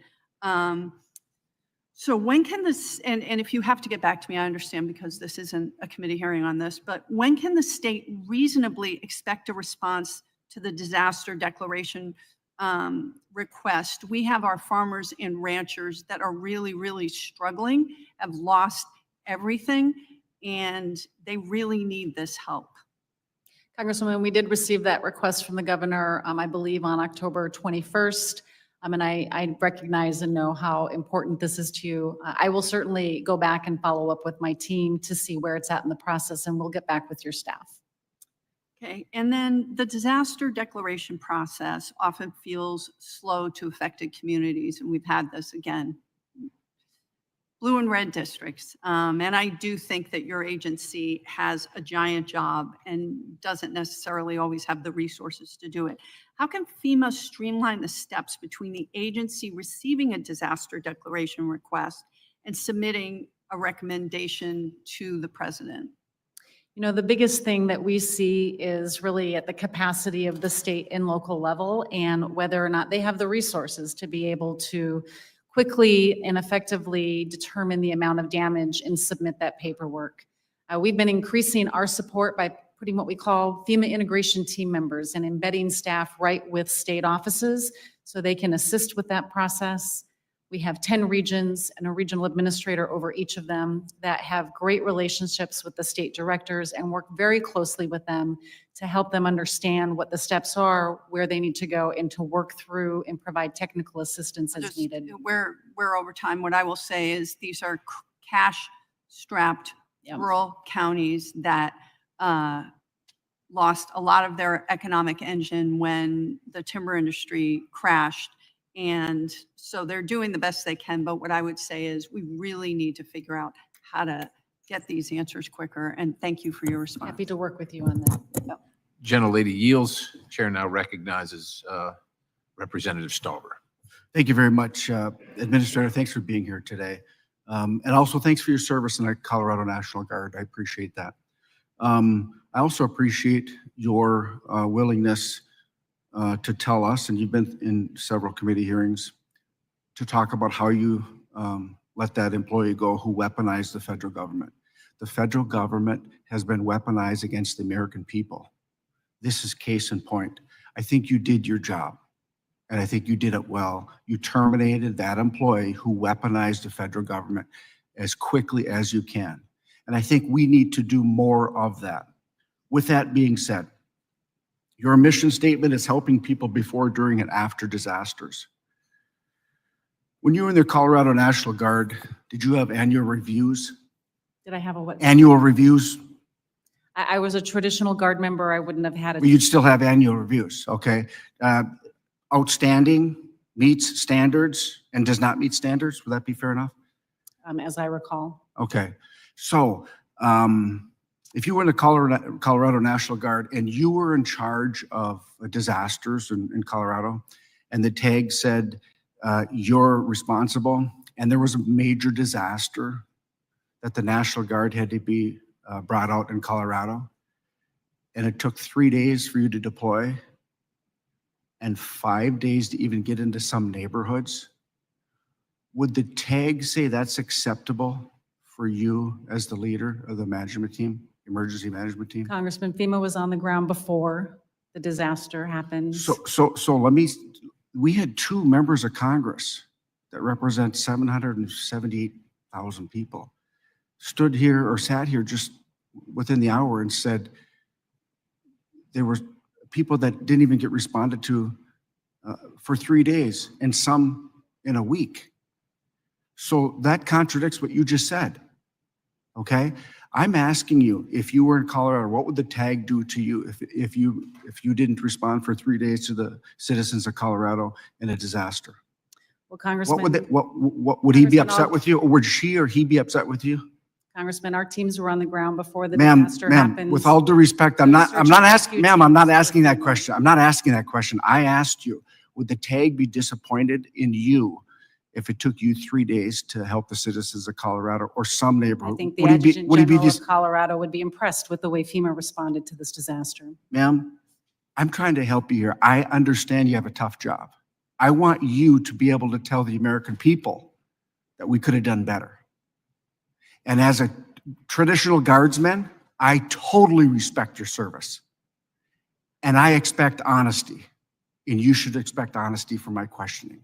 I asked you, would the tag be upset with you if you didn't send your people into a disaster in Colorado for 3 days, and sometimes some neighborhoods didn't get it for 5? Would the tag be upset with you? Well, that information is inaccurate, and I would hope he would look for accurate information.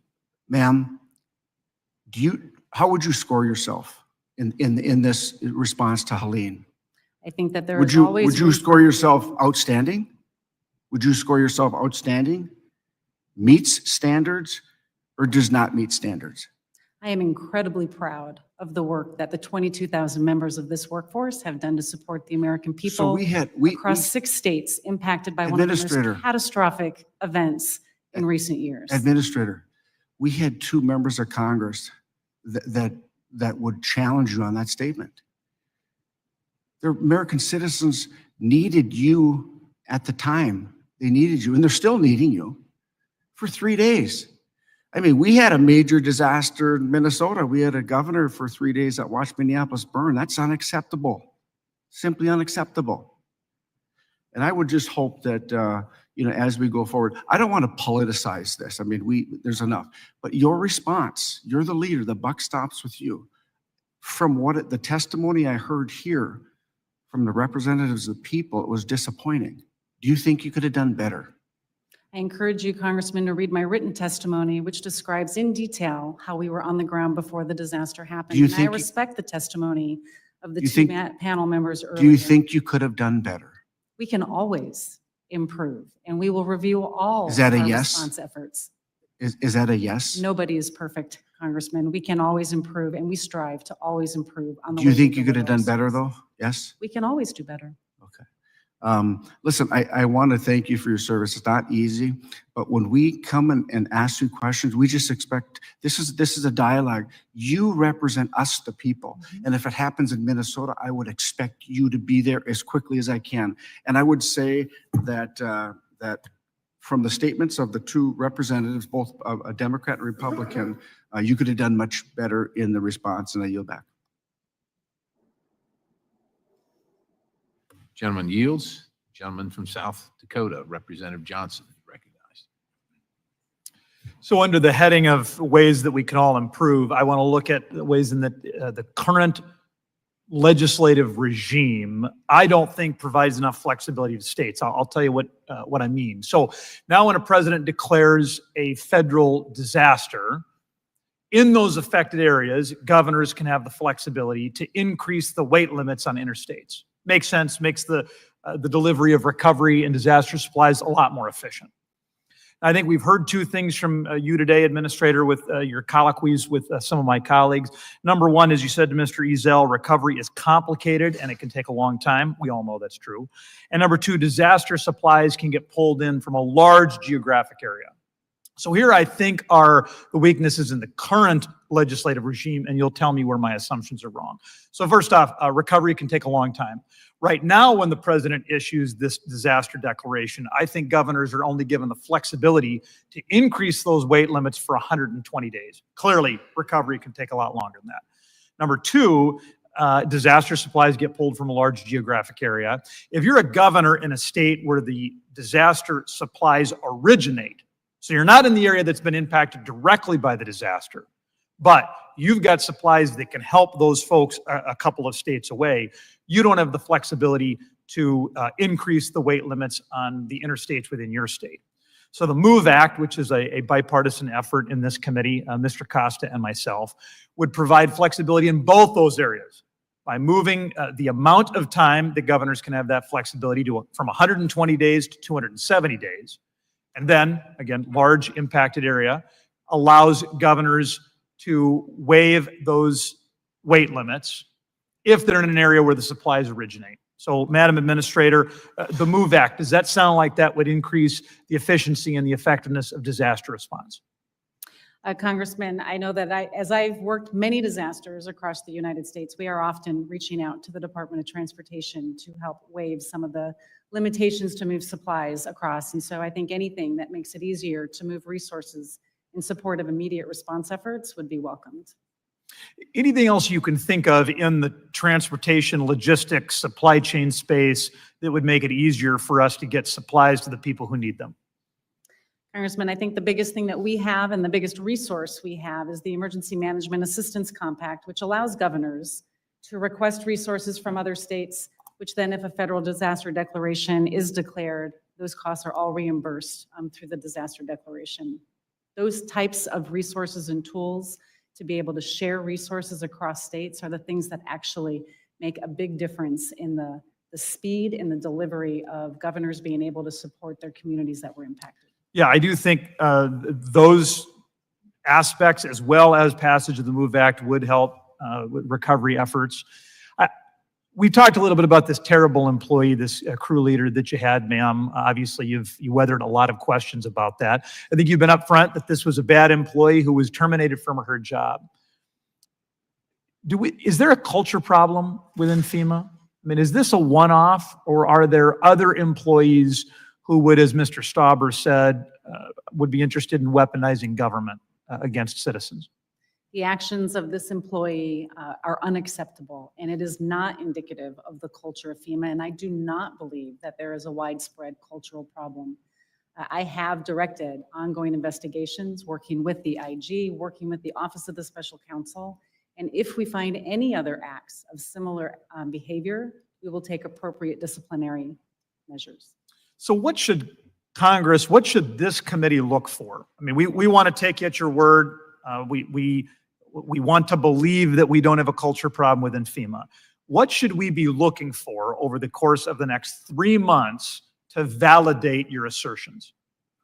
I think that you should look at the results that we come out with from ongoing investigations and the amount of assistance that we continue to provide in communities and the support during their recovery process. We will be with them throughout their recovery, helping them rebuild and rebuild in a way that's going to make them more resilient against future disasters. Would an investigation from an inspector general or an ombudsman or some other third party help increase the confidence of this committee that your assertions are accurate? We are currently in conversations with the IG, and I would welcome an inspection from the IG. And as I stated to Chairman Perry earlier, I will personally request that investigation from the IG. Very good. Thank you. I yield back. Chair thanks the gentleman. The chair now recognizes Representative Webster from Florida. Thank you, Mr. Chairman. This question is on behalf of Lake County, one of the 4 counties I represent in Florida. It's critical for communities to know what is and what is not eligible for FEMA reimbursement. So they can plan accordingly for a natural disaster.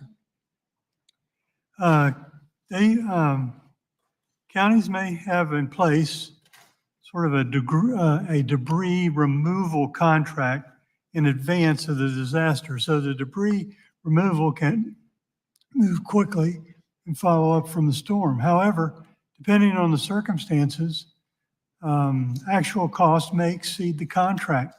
Unfortunately, my office has not been able to get a clear answer from FEMA on whether or not the increase is reimbursable.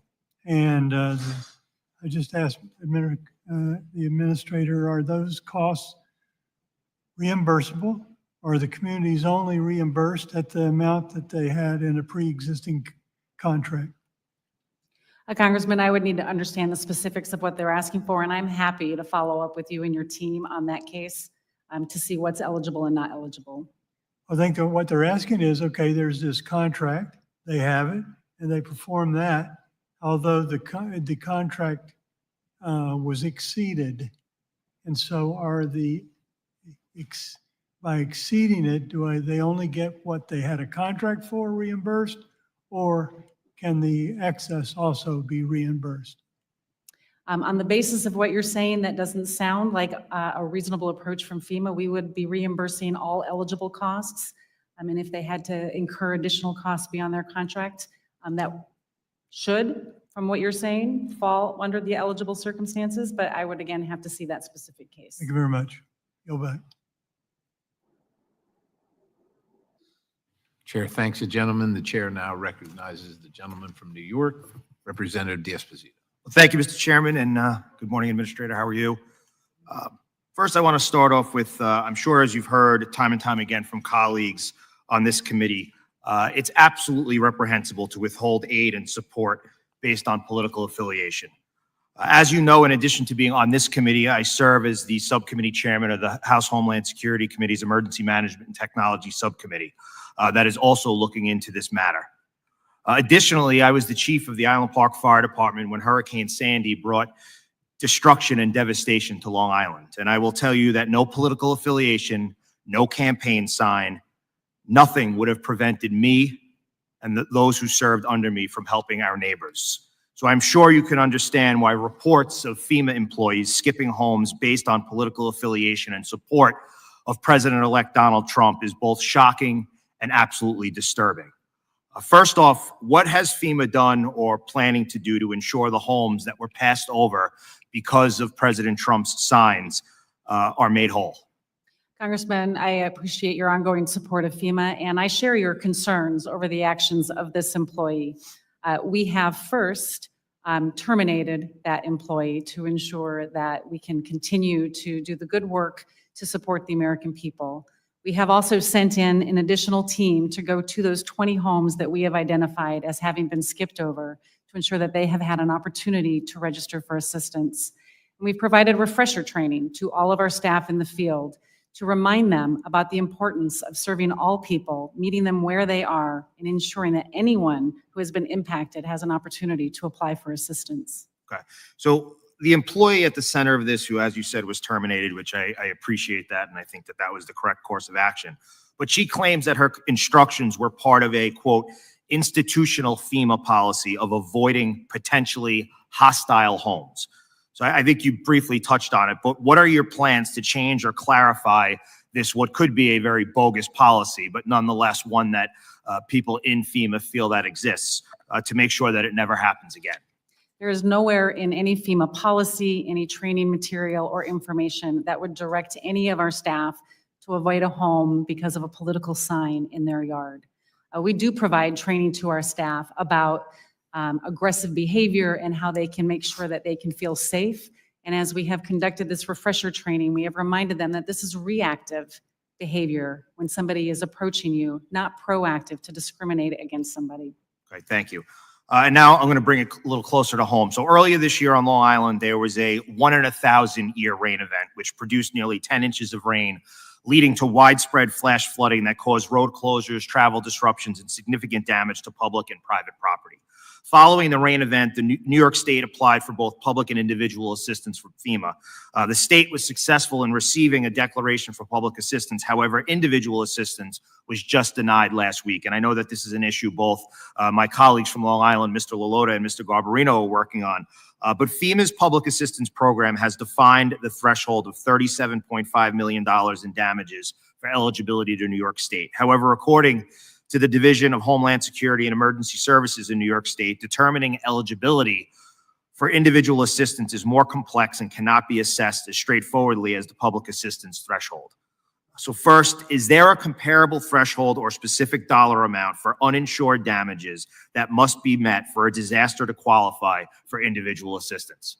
Our individual assistance program does not use a very clear-cut guideline like that because we understand that the community impact could also be a consideration. And if a community has had such significant trauma to it, we wouldn't want an arbitrary line, an arbitrary number to prevent them from getting assistance. So we have flexibility within our authorities to understand the impact of a community, but also what the availability and the capacity is of the state or the local jurisdiction to support them. So we're going to be talking about this in the Homeland Subcommittee, but if you wouldn't mind, if you could have you and your staff, if you would be willing to provide more detailed information on how those thresholds for individual assistance are determined. I understand that it's sort of a cloudy area, but that would be able to help us on Long Island assist our neighbors and give them concrete answers as to what they're dealing with. I know that, again, Mr. Lalotta and Mr. Garbarino are both dealing with a lot of phone calls, a lot of concerns, people that really don't know where to turn to next. And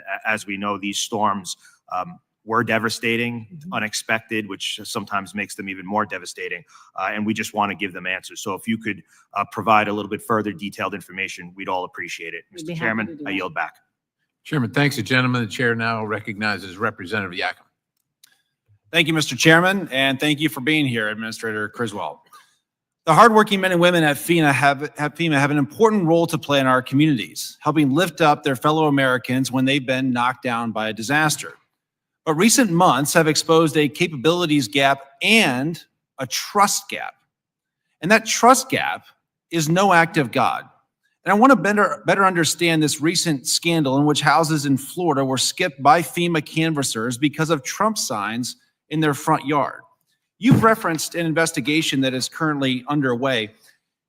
There have been concerns expressed that FEMA is deleting emails related to the employee's assertion that it was a directive from her supervisors to skip homes displaying signs supporting President Trump.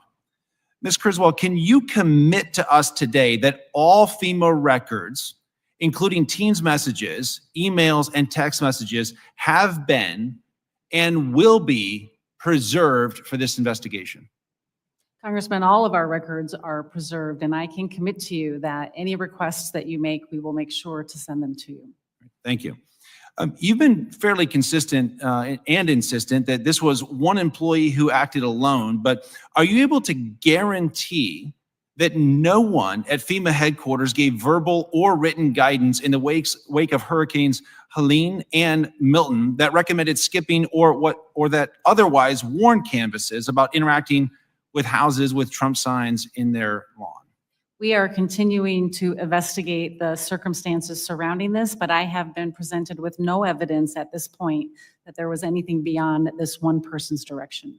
And what steps will you take? Because it sounds like you cannot at this point guarantee, that that has not taken place. What steps are you taking at FEMA headquarters to ensure and guarantee us that no guidance was given from headquarters to skip over houses that were skip over houses that have Trump signs in the front yard?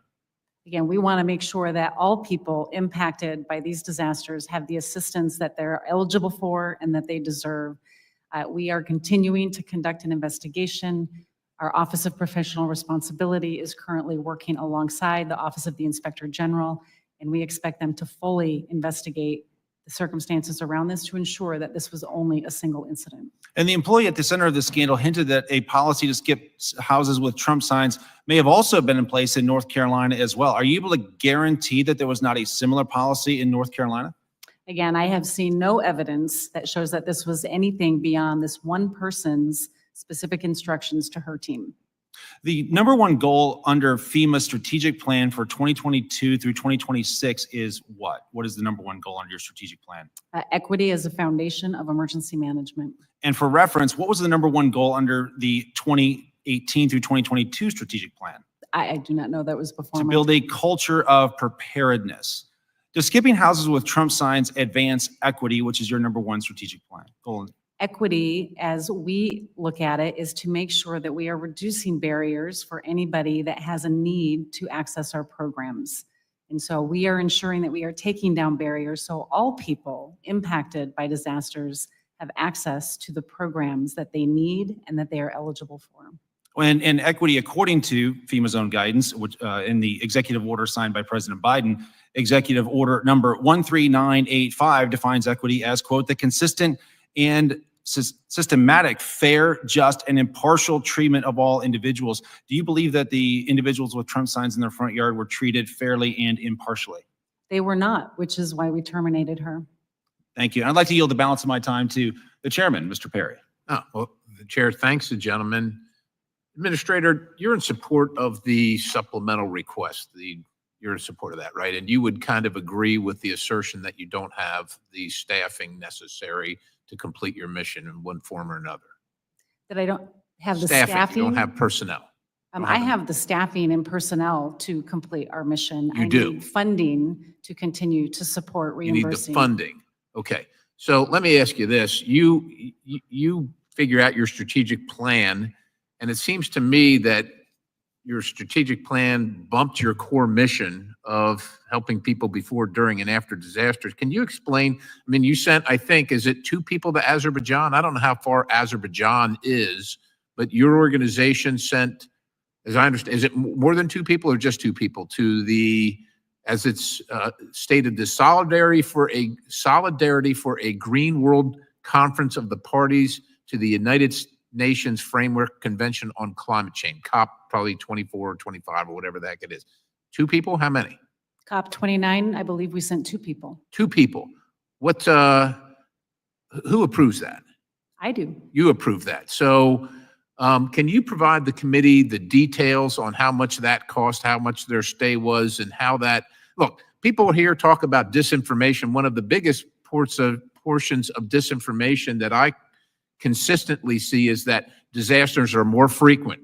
They're more devastating.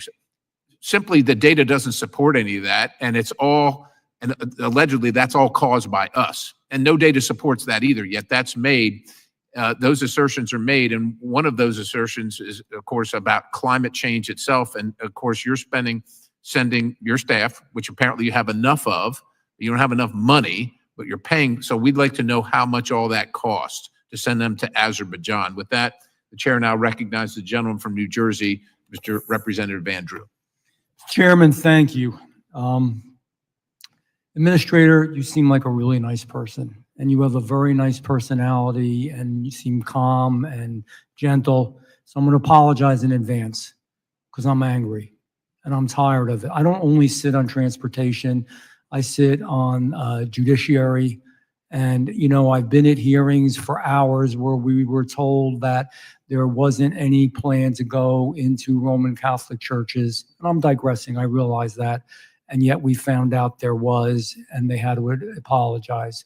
We were told that nobody was going to school board meetings because people were reflecting their individual opinions. And again, over time, we dug in and found out there is a culture in America that this issue represents and symbolizes. Now, I'm a plain speaker, I'm a plain talker, and I'm very direct. So I'm going to ask you some things. I know you've talked about it, but the reason we keep going back to it, Administrator, it's a really big deal. It's the First Amendment that people have the right to express their viewpoint, their feelings, who they want to vote for, what they believe, whether they're liberal or conservative, Republican or Democrat, Trump or Harris, who cares? Because guess what? The folks on the other side of the aisle should know if it happened to us, it could happen to them. That's the reality. And I believe that FEMA's blatantly neglected its core mission of providing emergency support to all Americans without prejudice or bias. And I also believe this doesn't happen in a vacuum. And I understand the person who's been fired, she swears that this came from above her. So the first question I'm going to ask you, this was part of the administration. Is she a liar? Her allegations, I have not seen any evidence that this is beyond her specific direction, but we are conducting additional investigations to ensure that this is an isolated incident. So the and truth that is we will take disciplinary action if there was more than her The direction. truth is we don't know yet. It's the culture. It's the culture of what's going on. And you know, part of what they said, this individual, they called Trump supporters, and I know I know your answer is going to be, no to this, as, quote, vicious dogs, end quote. I want to just say how deep and mean this was. Do you believe that Trump supporters are vicious dogs? That was a comment that was not made by me, and I do not believe in that comment, no. Okay, I'm sure you don't. Do political affiliations with the Republican Party make someone inherently dangerous because they happen to be a Republican? Yes or no? That is not in alignment with our core mission and our values of integrity, compassion, fairness, and respect. And I agree, and I understand that, but think about this. People, when they are their most vulnerable, most in need, most scared, most worried, in the most trouble, probably in their entire lives, hardworking men and women of America, looking to a federal agency to protect them, to help them, to take care of them. And they got literally a knife in the heart. I mean, that's what this really represented. Those people, how do they feel? They break their back paying the taxes that keep us all going here. So when we finally are supposed to do a job, this is what happens. How heartbreaking is that? Congressman, this was unacceptable, and it is heartbreaking. I know, have pushed for 3.5 years to put people first. And you know what? Everything that we do. And that's what and again, forgive me, I'm going to editorialize for a minute. We speak of equity, which is different than equality, and it's become a political symbol to some degree, whether folks want to admit it or not. We're worried about pronouns. We're worried about illegals. We're worried about everything, and I get it. But how about just worrying about the average man and woman who's working, who lives in America, who's legal, who pays their taxes, who obeys the laws, and finally needs help? Because most of these people never need help. They don't want anything. They get their Social Security when they retire, and that's about it. Just think how they feel. And I'm concerned. And I have to tell you, I have personally asked Joe Kufari, who is the Inspector General in Homeland Security, personally asked him, sent him a letter. He's a good man. He's an honest broker, to look into this and really dissect this and see what's going on. I think we're going to find it's more than one person. That culture allowed this one person to think it was okay. That culture that we've had, whether it's in the Department of Justice, or whether it is here in Homeland Security, other areas, that culture is allowed this to take place. That culture is wrong, and it denies the most fundamental values of Americanism. You know, somebody said to me humorously, hey, and this wasn't humorous, President Trump had a really good result in the state of New Jersey. He didn't quite make it, but it's usually a very, very blue state. The state I'm from is New Jersey, because we're having wildfires right now, as you probably know. And people wonder, are we going to be punished because it was so supportive of President Trump? I would hope not, because to be honest with you, I do my job. I was a dentist in my other life, and your job is kind of like that. We have to take care of people, not in the political end, but in the governmental end, regardless of who they are, what they believe, what they feel, what they've said. That is our responsibility and job. This is so unbelievably, fundamentally wrong. And I'm not showboating here as a politician. I swear to God, this really bothers me. It really bothers Americans. It's a grievous mistake. It's awful that it happened, and it has to be fixed. I wanted to see if there's any other questions. Hold on for a second. The gentleman's time. Oh, my time is up. Well, there is no more questions, right, Chairman? Chairman, thank you for making me aware of that. I yield back. The gentleman yields. He might seek time from the next representative if he has any left. The next representative, Representative Bean from Florida, is recognized. Thank you very much, Mr. Chairman. Very good morning to you. Good morning, T&I Committee, and good morning, Administrator. Welcome. Let's cut through the disinformation that's been talked about. So let's play a game called True or False. I'll say a statement. You say true or false, Madam Administrator. After Helene, it was widely reported that a FEMA supervisor told aid workers to avoid homes advertising Trump. Is that true or false? A single employee directed her team to not go to homes. I'm going to put you down for a true then. Is that correct? A True. single employee. I'm putting you down for a true. FEMA, here's the next one. FEMA is supposed to be nonpartisan. FEMA is supposed to be like the police or fire department. When they come, they're going to deliver aid. They don't care about your race, political affiliations or anything. They're supposed to just get the job done. Is that true or false, Madam Administrator? True. FEMA is a nonpartisan agency. Another true, putting you down for a true. According to a committee and an email to committee staff, that person responsible was fired from FEMA. Is that true or false, Madam Administrator? That individual was terminated at my direction. I'm going to put you down as a true. How do you know, though, it's only one person? How do we know? This is why I have ongoing investigations, and we will be working with the IG to establish that it was just a single incident. You're working with the AG. That is fantastic. The Daily Wire has obtained screenshots of multiple entries in the system that said Trump signed no contract per leadership. So that's could be evidence, at least it's a trail to begin your investigation. Would you say that's true? That's a good lead. Is that a good lead? Those were the staff that the individual in question directed not to go to Trump homes. I'm going to put you down for another true. So here is the question. Do you understand why Americans lack confidence in FEMA leadership? You understand that. Trust is the most important thing that we can have in government. Again, and you to would have say one yes. individual. Can I put you down as a yes that you do understand why so many people are upset? It is unacceptable why this one person made this direction, I'm and gonna I put you can down for a understand yes. why they are upset. Yes is so much easier to say. Yes, I understand it. You understand why people are mad. I'm not trying, it's not a, No, I got your said question. that. I'm I just said saying yes, you I understand why the actions of this one individual can be so hurtful. Very good. And I'm going to congratulate you on saying we might need some help from the Inspector General, because Americans just need trust in their fire department, their police department, and in FEMA. So what is the plan to restore Americans' trust in FEMA? What's the plan? We are going to continue with our absolutely committed 22,000 plus employees to assist in the recovery efforts across these disasters and the over 100 other open disasters across the United States, helping them rebuild and restore their lives to get back to some sense of normalcy. Thank you, Administrator. Thank you, Mr. Chairman. I yield back. The gentleman yields. Are there further questions from any members of the subcommittee who have not yet been recognized? Seeing none, that concludes our hearing for today. I'd like to, and I'm going to thank each of the witnesses.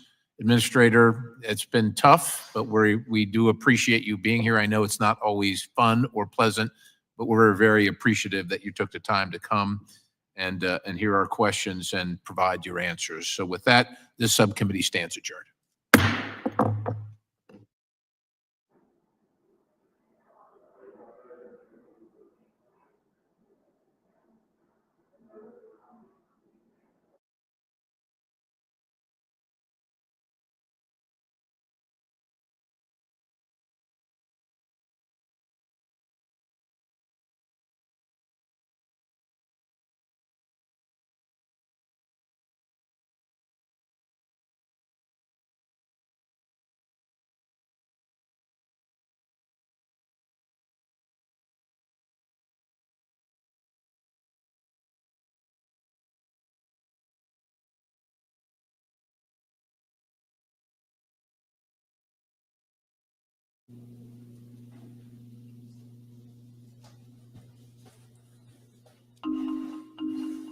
It's easier than ever to tap, insert, or swipe your card and go, but every time you do, a small percentage of that sale is taken from that business. These are called swipe fees or interchange fees. It's how much Visa, MasterCard, and other card networks charge a merchant when a customer uses a credit card to make a purchase. These fees are my second highest operating expense.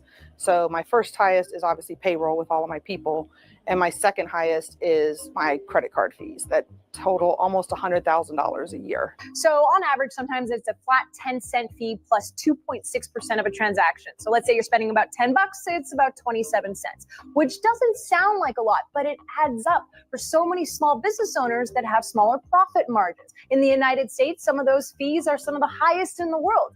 Why are swipe fees in the US 9 times higher than they are in Europe?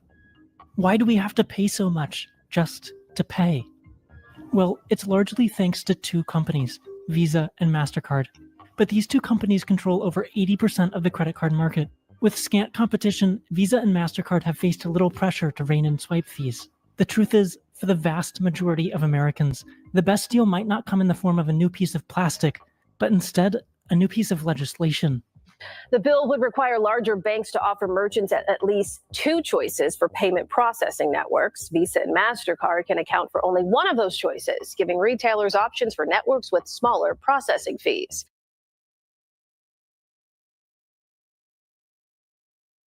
In this room, during a Senate Judiciary Committee hearing held in 2006. In the 18 years since that hearing, American consumers have been charged a staggering $1.1 trillion in interchange fees. The vast majority of those fees, a total of $797 billion, came from credit card purchases. The remaining $320 billion, less than a third of the total, comes from debit cards. There's a simple explanation for that disparity. In 2010, the Senate voted to include what became known as the Durbin Amendment in the Dodd-Frank Act. The Durbin Amendment capped the interchange fees that card networks like Visa and MasterCard could set on behalf of large debit card issuing banks. This single reform is estimated to have saved consumers $6 billion. $6 billion in the first year after its implementation, and billions more since. I want to salute a former staffer of mine, Dan Swanson, who's here today in the front row. He led me on this journey from the beginning, and I thank you for your service. Thanks for being here, Dan. Free of similar regulation in the credit card market, Visa and MasterCard duopoly virtually prints money on behalf of their big bank partners. In 2023 alone, Visa and MasterCard charge merchants more than $100 billion in credit card fees, mostly in the form of interchange fees. But help is on the way. In July of 2022, I joined my colleague, Senator Roger Marshall, who will speak to us this morning, to introduce the Bipartisan Credit Card Competition Act. Senators Welch, Hawley, Reid, and Vice President-elect Vance have signed on as co-sponsors of our bill. I welcome them to this fight. The Credit Card Competition Act would break the Visa MasterCard stranglehold on the market by requiring only the largest banks, those with more than $100 billion in assets, the only banks that are affected, more than $100 billion in assets, to enable two networks on their cards, and one must be a company other than Visa and MasterCard. In this way, small businesses would finally have a real choice.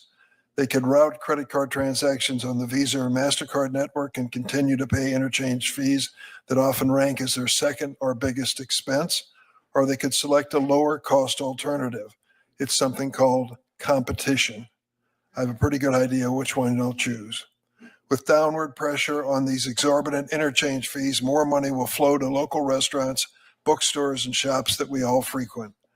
Where the big banks use interchange fees to pad profit margins of 30% or more, small businesses with tight profit margins, often as low as 3 to 5%, will use their savings to hire more workers, invest in their businesses, or heaven forbid, actually lower prices.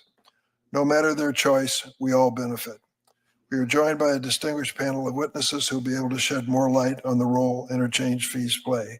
But before I turn to them, and to Senator Graham, who will be here shortly, I understand. I want to recognize my colleague, Senator Roger Marshall, Republican senator from Kansas. He is a co-sponsor of the act, and I want to give him a chance to have a few minutes to tell us why you did it. Roger. Thank you, Chairman Durbin, and all the committee members for giving me this opportunity. Swipe fees are inflation multipliers. Let me say that again. Swipe fees are inflation multipliers. Now, I'm honored to join this committee to fight for hardworking Americans and Main Street businesses across America. And today, I urge this committee to choose Main Street over Wall Street, to stand with American consumers instead of multi-billion-dollar corporations. Now, here's the facts. The average American family spends over $1,100 annually on swipe fees, $1,100. In the United States, swipe fees are over 9 times higher than in the EU, 4 times higher than China, and twice that of Canada. Last year alone, the retailers paid over $170 billion in swipe fees.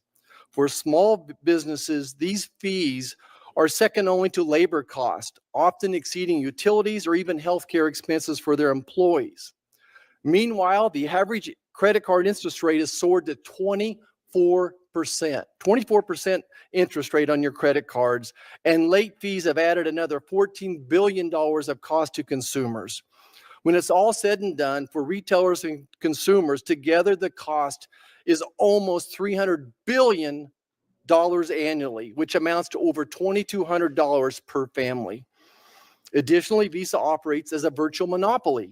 At least that's what the DOJ is accusing them of, working in tandem with MasterCard, partnering with a number of Wall Street mega banks, and thus controlling over 80% of the market. Is there anything fair about this? Now, there's some misconceptions being spread by opponents of this legislation, and I'd like to set the record straight. First misconception, that this is a price cap on transaction fees. Nothing could be further from the truth. In reality, our bill does not impose price caps. There's no price caps. Instead, it requires issuing banks to offer a second processing platform, which is not Visa or MasterCard. This is going to create competition in the market, which is currently dominated by Visa and MasterCard. Increased competition will reduce costs, which will then be passed on to consumers. Misconception number 2. The legislation compromises security. The opposite is actually true. Our bill increases security for the bank and the consumer. The issuing bank gets to choose the second processor. The issuing bank does, and they'll ensure that they'll select a reliable and secure platform. Additionally, we exclude platforms like China UnionPay and all other non-US based entities. Our bill will actually enhance security by encouraging the adoption of modern cyber-safe systems, including end-to-end encryption. Misconception 3, this will harm small banks. As the chairman pointed out, we exempt lending institutions with assets under $100 billion, meaning only 30 of the largest financial institutions are affected. Only 30 institutions are affected. Misconception 4, rewards will disappear. In reality, everyone needs to realize that Visa and MasterCard don't issue the rewards. The banks issue the rewards, and it's a marketing game for them. Rewards programs are a tool banks use to attract customers. That's not went away in other countries, but have already adopted swipe fee reforms as well. Misconception number 5. The technology doesn't exist to support multiple platforms. Again, that's simply false. There are dozens of competitive networks out there that routinely process debit transactions, and even JP Morgan Chase recently launched a credit card in France with 2 processing platforms. Now, a quick point. I'm especially grateful for this committee allowing the topic to be debated today. We've repeatedly asked, in fact, begged the banking committee to hold a hearing, and they haven't answered our request, and I'll let you all decide why. And then I want everyone in the committee to know this. We did a professional survey of several issues back home. Now, this was not a push poll. It was a professional survey. Over 10,000 people returned the survey. And what were the findings? Not 70, not 80, not 90. 96% of the people on this survey support our credit card bill. 96%. And I have to add, when the opponents of this bill have spent over $80 million attacking myself and the chairman and this bill, that's over twice what was spent against me in a Senate race. You know that you're over the target. Let's be clear, whether it's inflation or sales taxes, or in this case, swipe fees, when those go up, consumers ultimately pay the price. The retailers pass those expenses on to consumers. It's that simple. Now, kind of wrapping things up, at my heart, I'm a hands-off, free market capitalist. But capitalism without competition leads to unchecked greed, the exploitation of hardworking Americans, and the erosion of opportunity. Now, I remind everyone that American credit card debt is at an all-time high of over $1 trillion. Unless you feel sorry for these monopolies, MasterCard enjoys a profit margin of over 44% and Visa over 55%. So I ask everyone on this committee and in Congress, why would we stand by and allow Wall Street monopolies to siphon more and more money from our communities back home to enrich themselves? Why wouldn't we, as Teddy Roosevelt once said, try and get everyone, every American, a square deal? When faced with the choice, I'll always side with Main Street over Wall Street and working Americans over monopolistic corporations. Let's all take this opportunity to stand up for the people who get paid by the hour and carry a lunch pail to work. Thank you, Mr. Chairman. Thanks, Senator Marshall. I asked you to keep it at 5 minutes. I think you did that exactly. I appreciate it very much.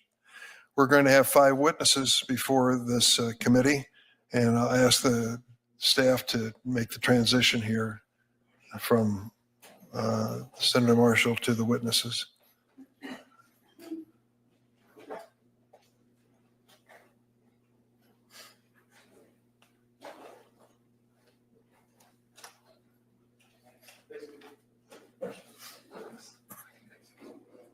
While the witnesses are coming to the table, I'm going to introduce them by reading their backgrounds.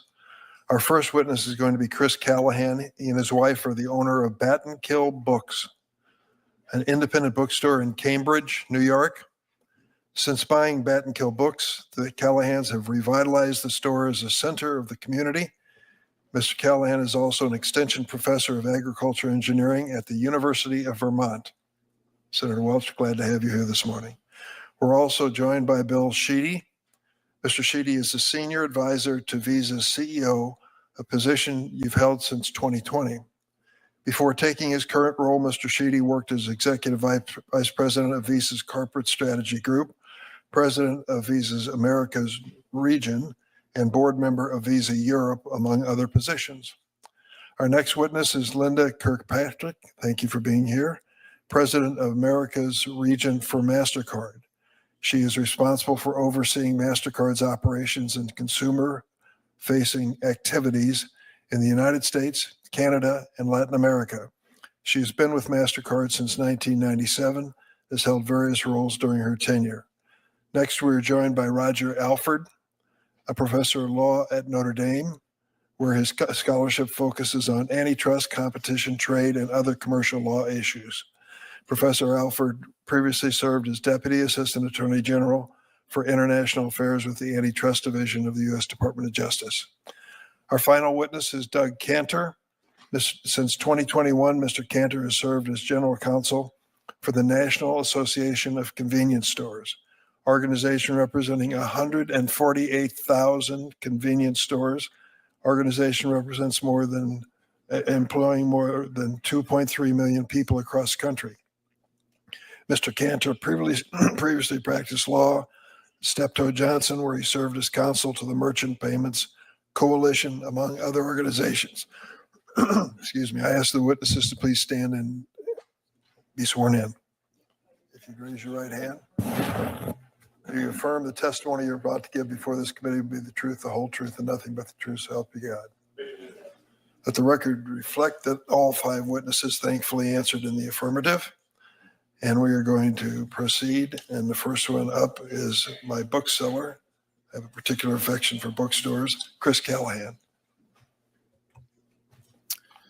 Thank you. Chairman Durbin, Ranking Member Graham, and members of the committee, thank you for giving me this chance to testify today. As Chairman Durbin noted, my wife and I own Bat and Kill Books in Cambridge, New York.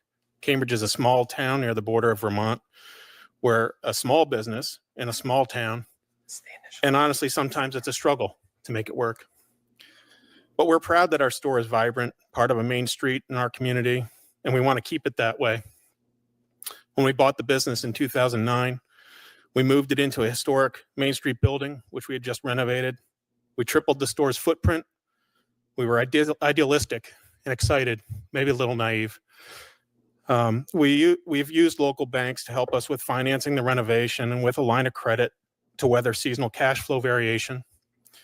This past Sunday, 15 years since doing that renovation and moving in, we made our last payment on that commercial mortgage. And we use credit cards to make store purchases. So I offer all of that to say, we're not anti-bank. We're not anti-credit card. We love access to capital. It's helped our business be successful. My point here today is to emphasize that credit card swipe fees are a significant burden to all merchants, but especially harmful to small businesses like mine that pay higher rates than our competitors because of the way that Visa and MasterCard set the fees. There are Band-Aid solutions such as consumer surcharges and baking the fees into our product prices, but the Credit Card Competition Act represents a much-needed solution that would provide a cure for the market failure and improve the payments system for all those involved, including merchants and consumers. While we've seen many costs go up for our business, credit card fees have been the toughest to handle. I'm here to tell you that something needs to change. Main Street businesses like mine cannot take it any longer. When business is fair and the market is free, Connie and I can hold our own. But that is not how it is for credit card fees. The duopoly of Visa and MasterCard fixes the interchange fee rates that the banks and credit unions that offer credit cards charge us. We can't deal effectively with all those banks and credit unions banding together to fix fees. And then Visa and MasterCard add even more network fees on top of that. And those fees keep going up too. All we're asking is for a little competition so we can deal with these businesses the way we deal with our other suppliers. Give us a chance, we'll do our part. If you let things keep going the way they're going, we don't have a chance on this issue. In the past, our credit card fees averaged about 2.4% of each credit card transaction. That's the total amount of the transaction before I pay my expenses. As a co-owner of the business, I can only take profits out after I pay expenses. We aren't against credit cards and we aren't against reasonable fees. The fact is that many of our customers rely on the convenience of this payment method. The issue is that we have absolutely no control over this cost. It's a cost of the convenience, and it becomes a silent tax to us. What's even worse is how the credit card industry's percentage take has grown. So far this year in 2024, our fees are averaging 3.8%. That jump of nearly 60% is consistent with what we've seen nationally as total Visa and MasterCard credit card fees have gone from $61 billion in 2020 to more than $100 billion in 2023, an increase of more than 60%. Credit card fees now represent our fourth largest business expense after only rent, payroll, and shipping. There have been a lot of big numbers presented so far, and there'll be more. That represents $9,000 to our store, and that's a big number for us. And unlike all our other expenses and vendors, we have no negotiating power to help manage these fees. If I could reduce the amount of swipe fees I pay, it would allow me to hold down prices for my customers, provide additional hours for seasonal staff, improve employee benefits, and put on more local events like our literacy programs and community art projects. Arbitrarily high swipe fees are preventing me from growing my business and better serving my customers while inflating prices we pay for goods, for the goods we sell and the prices we charge our customers. That's why I'm here today. It's why I got involved. Our association, the American Booksellers Association, has been an advocate for change, and we've been part of that. Connie and I know how tough it is for us to keep going with these high fees, and we've heard similar stories from our friends and neighbors who have their own small businesses in our town. The bottom line is I need your help. I'm optimistic we can find a better way. I'm here. Please pass the Credit Card Competition Act. Please create a competitive market for credit cards that gives us a chance to grow and succeed. Thank you. Thank you, Mr. Callahan. Mr. Sheedy?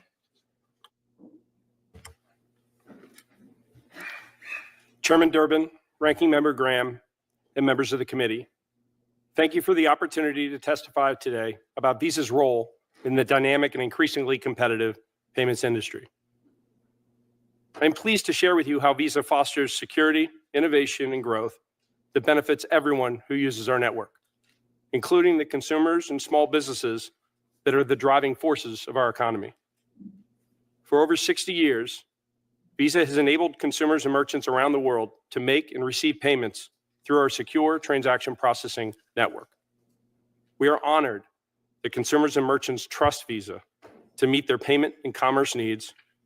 Although our future success is far from guaranteed, we compete and earn and re-earn the trust of consumers and merchants every day.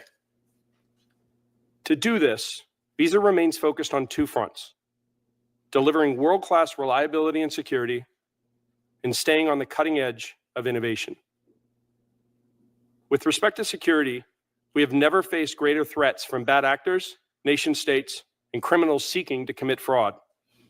In the past 5 years, Visa has invested more than $11 billion in technology, including to reduce fraud and enhance cybersecurity. In 2023 alone, Visa blocked $40 billion in suspected fraud globally. If fraud does happen, Visa cardholders benefit from our zero liability protections. They are not responsible for unauthorized transactions. At the same time, merchants who choose to accept Visa are guaranteed payment on transactions authorized on our network. Visa has also helped develop many groundbreaking security features that are now the industry standard for credit card payments, such as chip cards. And our investments in contactless and token technologies are driving the next generation of commerce solutions and experiences. Another important aspect of our network is that it levels the playing field between large and small players. It allows every community bank and credit union, no matter their size, access to the same payment products and network technologies as the largest financial institutions. Similarly, any small-town merchant or online seller can benefit from Visa's world-class security and fraud-fighting tools to better compete with even the largest retailers and their technology platforms. We are proud to offer an open network that makes it easier for every business to compete. As a result, all consumers benefit. We focus on growing transactions on our network, which we can only do when merchants and consumers successfully and securely complete sales. Interchange is a fee between banks that, if properly balanced, encourages parties to use our network. Visa has no incentive to set interchange fees high or low.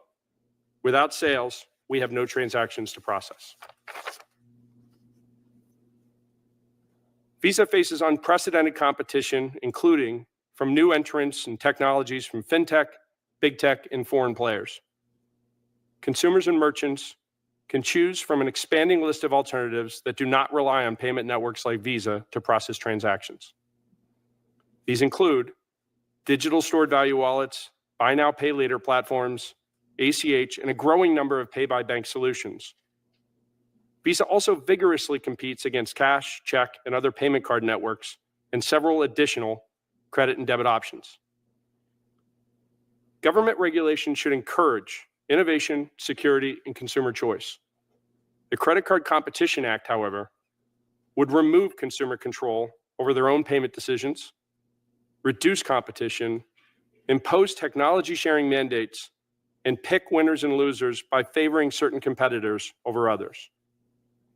These policies would stifle innovation, create significant inefficiencies, undermine security, and would allow merchants to override a consumer's choice in how they pay. Visa shares the committee's goal in ensuring the payments ecosystem remains competitive. We believe competition benefits everyone. We are proud of the role Visa has played in developing and delivering safe digital payments for consumers and merchants across the United States and the world. I welcome the committee's questions. Thanks, Mr. Sheedy. Ms. Kirkpatrick. Good morning, Chairman Durbin, Ranking Member Graham, and members of the committee. Thank you for the opportunity to provide background on MasterCard, the competitive environment in which we operate, and the value we bring to consumers and businesses.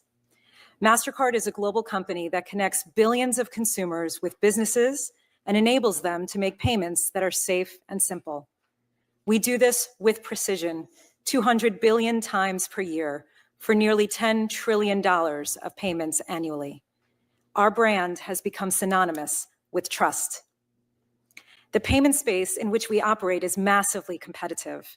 There have never been more choices for consumers to pay.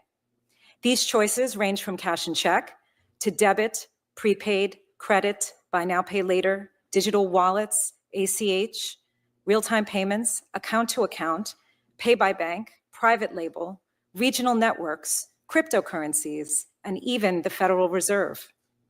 It's this competition that fuels our motivation to innovate.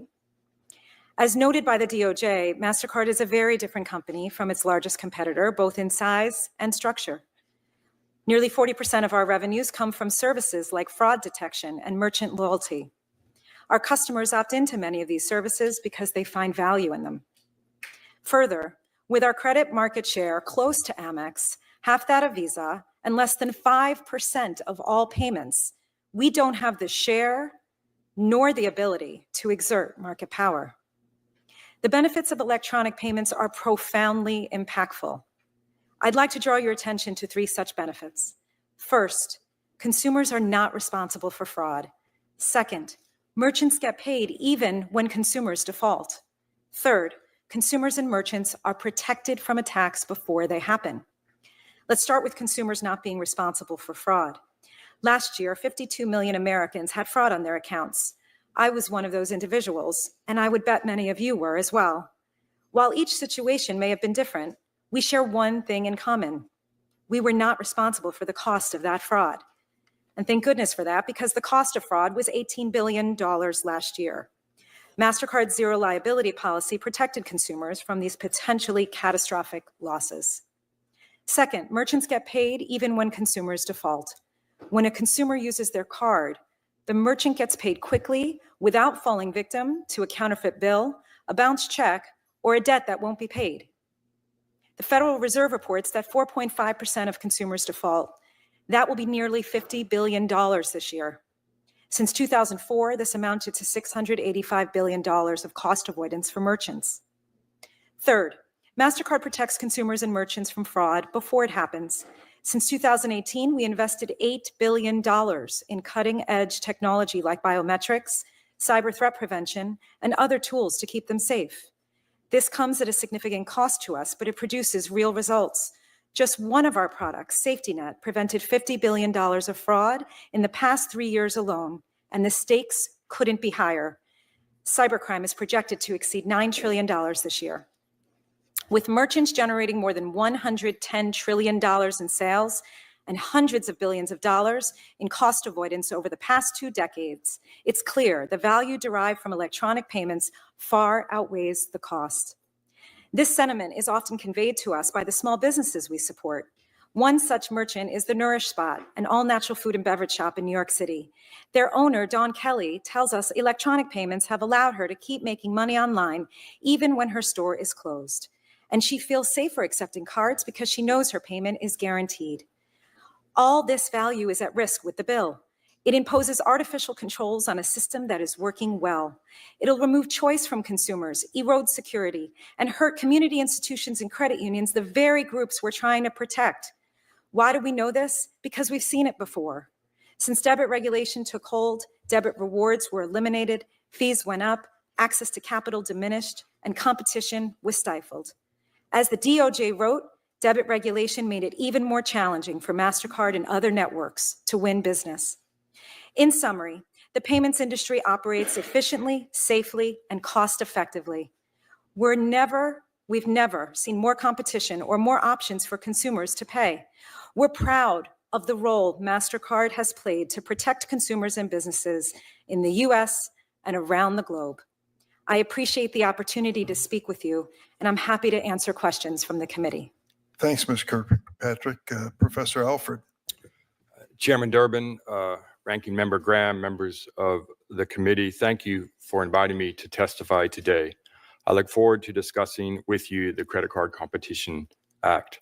I am here as a neutral expert on behalf of no client and with no financial interest in this legislation. This hearing comes just 2 weeks after a presidential election in which voters expressed extraordinary anxiety about the economy. 41% of voters in the 7 swing states ranked the economy as their top concern, far higher than any other matter. According to exit polls, 32% of voters nationally identify the economy as their most important issue, and of those, 80% voted for President Trump. If you read the party platforms of both parties, it is clear that both the Democratic Party and the Republican Party are competing to be the party of the working class. Leaders in Washington from both political parties want to find appropriate ways to reduce the price of goods and services. The question is how. When we think of consumer spending, credit card swipe fees are not the first thing that comes to mind. Yet those fees are a surprisingly large part of consumer spending. Last year, the average American spent $1,100 in swipe fees, more than they spent on pets, coffee, or alcohol. And I would ask you, which of those four are you least excited to be paying for? When we think of my message today is simple.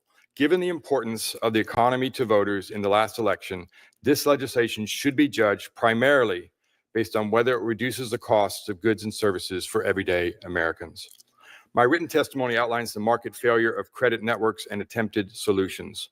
Although as a conservative, I prefer antitrust litigation over regulation, this is a market in which antitrust litigation has never resolved the fundamental problems of Visa and MasterCard's anti-competitive behavior. Pro-competitive regulation in Europe with respect to credit networks and in the United States with respect to debit networks have been more successful and may provide natural experiments of what could be done in the United States. Other witnesses here today will discuss the impact of this legislation on big banks and on retailers. I will highlight just a few key points on the likely impact that they will have on consumers. In the current environment of economic anxiety, everyday Americans are expecting solutions from Washington to address inflation and the high price of goods and services. This legislation should be reviewed from the perspective of that, how it will help consumers with goods and services. The key question is pass-through of potential benefits and pass-through of potential harms. Benefits in the form of lower prices for goods and services, and harms in the form of reduced credit card rewards. Merchants argue that high swipe fees hurt consumers because these costs are passed on in the form of higher prices for goods and services. The narrow profit margins for retailers suggest fierce price competition, increasing the likelihood of pass-through. But at the same time, this is true if swipe fees go down. Independent studies in Europe and in the United States found a 70% pass-through of lower fees for merchants, leading to lower prices for consumers. Visa and MasterCard argue that consumers will suffer from this legislation because banks will reduce credit card reward benefits. That is possible, but it seems unlikely. The net profit margins for banks are approximately 30%, among the highest of any industry in the country. And banks have multiple sources of income, including interchange fees, annual fees, late fees, etc. If MasterCard and Visa are correct that this legislation will harm consumers with reduced credit card rewards, then they should also concede the likelihood that it will benefit consumers with lower prices. Why would banks with high profit margins pass through the harms, but merchants with low profit margins not pass through the benefits? Even assuming pass through harms and precisely who benefits from credit card reward programs. The Federal Reserve studied that question and found out that, quote, credit card rewards transfer income from less to more educated, from poorer to richer, and from higher to lower minority areas. Using swipe fees to pay rewards programs is a regressive wealth transfer from the many to the few. Consumer benefits and harms are not all alike, and increasing reward programs does not have the same broad distributional benefits as reducing the cost of goods and services. If pass-through happens on both sides, then the trade-off of reducing the price of groceries for every American may be worth fewer benefits to premium cardholders at the airport lounge. Thank you very much. Thanks, Professor. Mr. Cantor. Thank you for giving me the opportunity to testify today. I appreciate this because what we have and what merchants, including the folks in my association and many others in our coalition, see every day is that there is an ongoing competition policy problem a real antitrust problem that is squarely within the jurisdiction of this committee that affects them every single day. And that is that Visa and MasterCard have formed the banks that issue credit cards under their names into pricing cartels. They each set the prices that all of their bank members charge. They all agree to charge the same thing. And those banks which compete on everything else don't compete on this. That leads to higher and higher fees and higher costs on Americans every single day. If you take a look at it, both Visa and MasterCard in their testimony very openly say they don't set the interest rates that the banks charge to consumers. They don't set the fees that banks charge to consumers. They don't issue the cards. Yet here they set the price to the merchants. It's the one place where there is no competition across those banks. We need that level of competition because the truth is that we all pay it. So for example, in April of 2022, when both Visa and MasterCard increased their fees, we all paid more than $1.2 billion for that increase. In October of 2023, when they again increased their fees, $500 million more for all Americans. In April of this year, when they both increased fees, another $340 million. And I have with me a notice that Visa, even after just being sued in September by the Department of Justice, has scheduled an increase in their fees for January. That'll be over $100 million that folks will all have to foot the bill for. Now, with these fees going up, and you heard earlier Chris Callahan say 60% increase just since 2020, and his fees are up in 2024. We don't even have those numbers yet. This really hits all of us hard, and it hits the lowest income and lowest credit score folks the worst. Federal Reserve economists put out a study a couple years ago. $13 billion gets transferred from low income, low credit score individuals to high income, high credit score individuals through this system. It's an ongoing problem, and consumers don't know it. Everything about this is hidden from them. They're not aware of the role Visa and MasterCard play. They're not aware of the other processors in the system. They're not given information about the pricing or the fact that there's any fees at all. Wouldn't it be interesting and relevant to consumers when they're getting hit with some of the $14 billion they paid in late fees to be able to call their bank and say, hey, wait a minute, I know you got $1,100 in swipe fees from me. You can't cut me a break on this late fee? Of course it would be relevant, but they're not given that information. And so this idea that there's some consumer choice here that's a problem, consumers are not given this information. They don't have the tools to make this decision and that's on purpose because of the credit card banks. In order for economics and free market economics to work, the folks that actually pay the price and have the information have to make these market decisions. And the Credit Card Competition Act would do that. It's actually very simple. It just says have two networks that work on the card, just like happens on debit cards today in the United States, just like happens in many other parts of the world today, including JP Morgan's recent announcement that they're going to do it voluntarily in France. Great. Then there's actually some price competition between those two networks. The merchant gets to make a choice. And oh, by the way, it's the bank that chooses the two. So everybody's got their choices to be made. The current system simply can't be justified. And frankly, I would even say with respect to smaller institutions, they are disadvantaged today. The point was made earlier that this helps level the playing field. It doesn't. Smaller institutions don't have the economies of scale that big banks have because they don't issue as many cards. So they have higher costs. By Visa and MasterCard locking in the prices that all those competitors charge, smaller banks are guaranteed a lower margin every time a card is swiped. And you know what? Big banks have taken advantage of that to dominate this market and get most of the market. One last thing I'll quickly say, and there's lots of things to talk about here, but this idea that, oh no, Visa and MasterCard have plenty of competition because there are all these new entrants like mobile payment apps and that sort of thing. According to the San Francisco Fed, those mobile payment apps are less than 1% of payments. I hope someday they will be very robust competitors. They're not today. The evidence of what they're able to get away with shows that there is an antitrust problem, and I appreciate the committee looking at it. Thank you. Thanks, Mr. Cantor. Members now have 5 minutes to ask our witnesses questions. I'm going to start. I don't profess to be an expert on anything, except perhaps one thing, airplanes.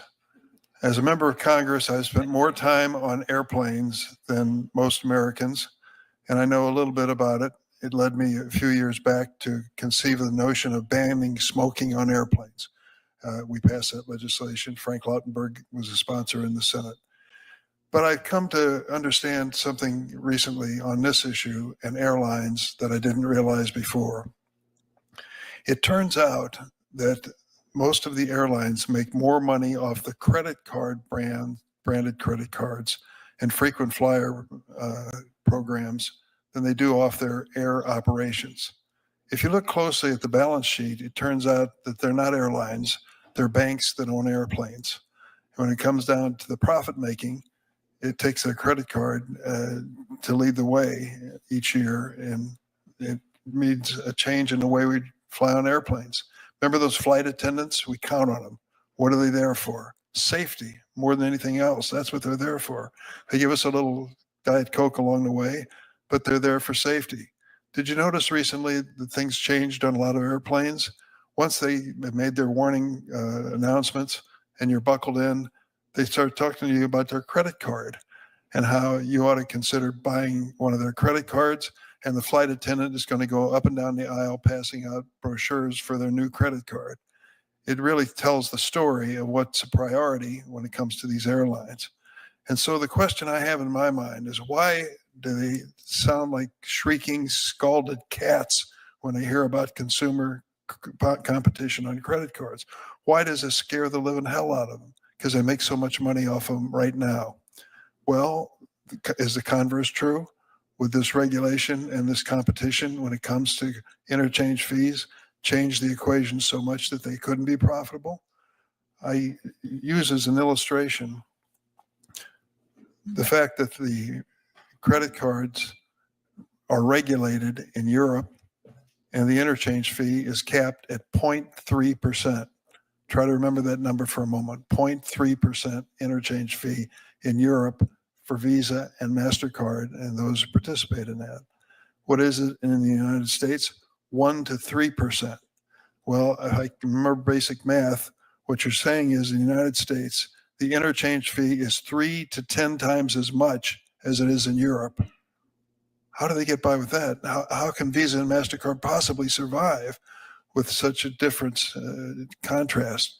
The bottom line, of course, is that they are profitable in Europe, even when restricted to 0.3% in interchange fees. And it also is very clear that when it comes to these interchange fees and the frequent flyer programs, they're still offering them in Europe. So to me, as I sit here and take a look at the situation, the obvious question I ask Mr. Sheedy is, how can you possibly do business in Europe when the interchange fee is restricted at a maximum of 0.3%? Thank you, Senator Durbin. You're correct. The European government did regulate interchange rates in Europe. The government in Europe imposed a fixed interchange fee, and it did impact the market. While you're correct that there are some reward programs in Europe, the majority of them were either eliminated or greatly devalued. Consumer rewards, which are enjoyed by 84% of U.S. cardholders today. So it's a broad spectrum, broad socioeconomic spectrum of U.S. consumers enjoy rewards. That is not the case in Europe, where reward programs have been reduced, fees to consumers have gone up. You're correct, the market adjusted, but ultimately we think that those changes that happened in Europe were bad for European consumers and European cardholders. Let me ask you a question about an individual. Show the chart. Are you familiar with Mr. Prabhu?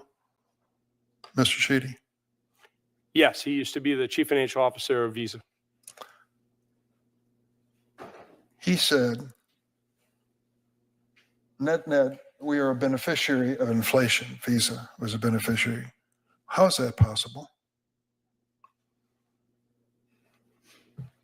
I don't think of Visa as being a beneficiary of of inflation, excuse me. It's impossible for me to know the context within which Vasant So made let me that read statement. a larger part of the quote. To the extent that there's inflation driving up ticket size, clearly it's beneficial to us, he said on behalf of Visa. So net, I mean, we are a beneficiary of inflation. So while American families are struggling to survive against inflation, you're doing quite well, as long as the ticket size goes up and your percentage applies, correct? I don't believe that inflation is good for our business or anyone's business. I think a healthy economy is best for the U.S. consumer, U.S. merchants, and when U.S. merchants and U.S. consumers come together and transact, that drives transactions on our network. That's what we want, and that's how we think about growing the business. Well, I can tell you that the CFO of your company, January 27th, 2022, had a different point of view and one that makes more sense. You're in a situation where you're benefiting from the weakness in our economy and the fact that its impact on Mr. Callahan, as well as families and consumers. What we're trying to do here is to do something you said you favor. Competition benefits everyone. Why not some competition for Visa and MasterCard? Senator Graham. Thank you, Mr. Chairman. It's been a very informative hearing. And I will ask simple questions because that's all I know how to do here. So, simple question. The rates in Europe are by regulations, that right, Mr. Sheedy? Yes, Senator. The argument is that rates are high here because we have a monopoly, no competition. Is that right, Mr. Cantor? That's right. Okay. So you agree with me, Europe doesn't use competition to get rates down, they use regulation. Are you proposing we use regulation or competition? We're proposing competition. That's what's in the bill. And there's no data about what competition does yet, right? Actually, there is, because in many places around the world, they do have that competition on credit cards. So France, Denmark, South Korea, also several of the debit systems, including in the US and Canada, have competition as well. For credit cards? So that's on debit, but in Europe and Korea, it's on here's credit. my point.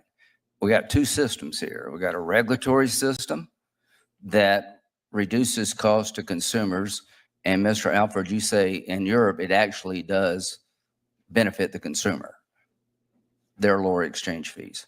The lower exchange fees do benefit consumers with respect to the price of goods and services because 70%. Okay. The question is, if you lowered their cost, would it matter to you, the consumer? At least in Europe, the answer is yes. Can you repeat the question? At least in Europe, the answer is yes. The regulation has lowered cost to consumers. Yes, the regulation in Europe has. And in theory, competition would lower cost here. Yes. I mean, do you prefer competition or regulation of the fees? I prefer competition, and I think that Does anybody prefer regulation?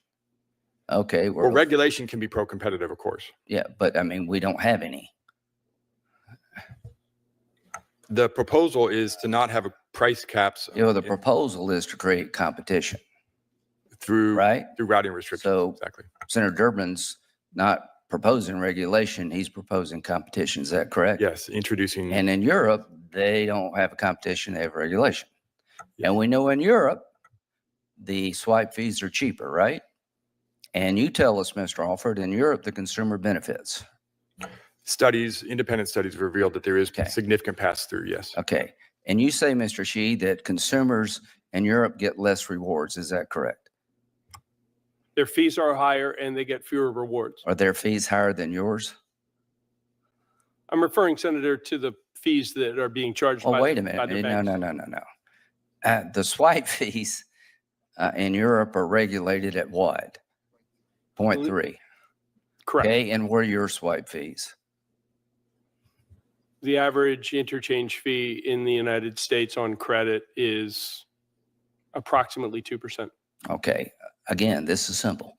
2 is bigger than 0.3, I think, right? Yes. Okay, thanks. So here we are.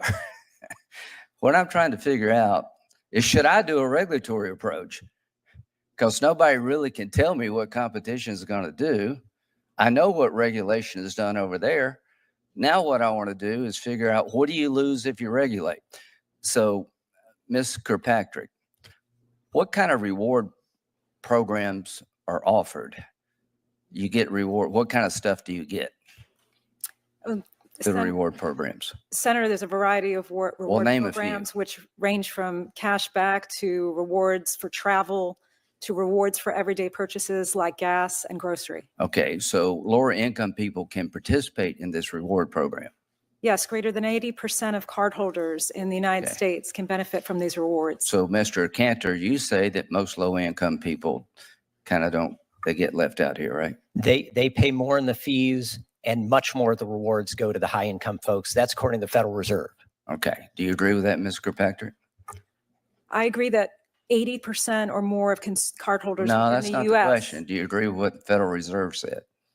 I agree with the fact that rewards are widely No, it's a simple available. question. Do you agree with what the Federal Reserve analysis was? I haven't seen that particular Well, you need to look at it. So here's my deal. I'm very open-minded to solution. I generally like competition, except when they're monopolies. The whole idea of regulation is to make sure that in a capitalist society, water is in the bank. It doesn't overflow. I don't know exactly how I'm going to come out, but you're having a hard time convincing me that the fees here are set to the advantage of the consumer. Thanks. Thanks, Senator Graham. Senator Coons. Thank you, Chairman Durbin and Ranking Member Graham, for convening this hearing today. It concerns a fairly technical set of issues that most people don't really have visibility into how it impacts them. They just swipe or tap or purchase and move on. And I'm thrilled that we've got representatives here, both from the card networks and from a small business owner and an organization of small businesses and a professor who's just commenting as an independent, so that we have a chance to hear from both sides of this. As a senator, I've heard a lot from both sides of this. My dry cleaner, small business owner, every single time I drop off my dry cleaning says, can't you do more about these swipe fees? And yet the building next door to him is full of people whose business is preventing fraud and working for credit card issuing banks, large and small. It's no mystery I'm from a state that issues a whole lot of credit cards, but I have heard a lot from my constituents, from restaurateurs to small business owners to dry cleaners to a bookstore owner, concerned about these fees and what the impact is. So I'd like to just get into one core assertion that was made, that, as Mr. Sheedy said, there is competition, a significant amount of competition. And I think Ms. Kirkpatrick said the payment space is massively competitive, and that fuels innovation. You have no market power because you control only 5% of payments. And yet others have asserted that there's a monopoly here, massive market power, and that's driving fees that do not actually benefit consumers or merchants. Do I get that essentially right? Could each of you speak to that briefly? When you say that this is a massively competitive market, I don't know enough about it, but there's a lot of fintech solutions. There are still people using cash, I'm told, apparently fewer and fewer of them. But there's folks using Venmo and Cash App and lots of other applications that may or may not have a credit card attached to them. What's the benefit? Is this massively competitive? If we followed the approach that this bill follows, what would the impact be to consumers? And my other question, we have tried this before, but in a different way. The Durbin Amendment imposed a cap on debit card swipe fees. Has that intervention in the market benefited merchants, benefited consumers? What's the record? We've got 2.5 minutes. So frankly, is it massively competitive? And what were the benefits to consumers of the previous act? If I could just ask the 5 witnesses to go down in order, Ms. Kirkpatrick leaped to the mic because you were the one who said it's massively competitive. So with the forbearance of if you'd start, Ms. Kirkpatrick, and then the other witnesses. Thank you. Thank you, Senator. Appreciate the questions.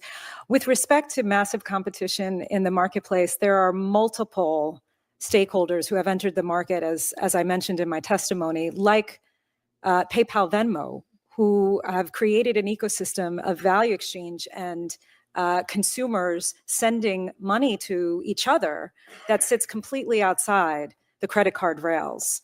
And that is massively successful. In fact, likely many of us leverage that ecosystem. And so when we think about payments, payments is much broader than cards. Payments considers all of those other rails. And the reality is that we do have not only competition, but importantly, consumer choice. Consumers have a plethora of choices in how they want to both pay and be paid. And they've never been presented with more choices. Mr. Cantor, you've asserted that customers actually don't know what these choices are. And they're sort of stumbling their way towards alternatives like Venmo or Cash App.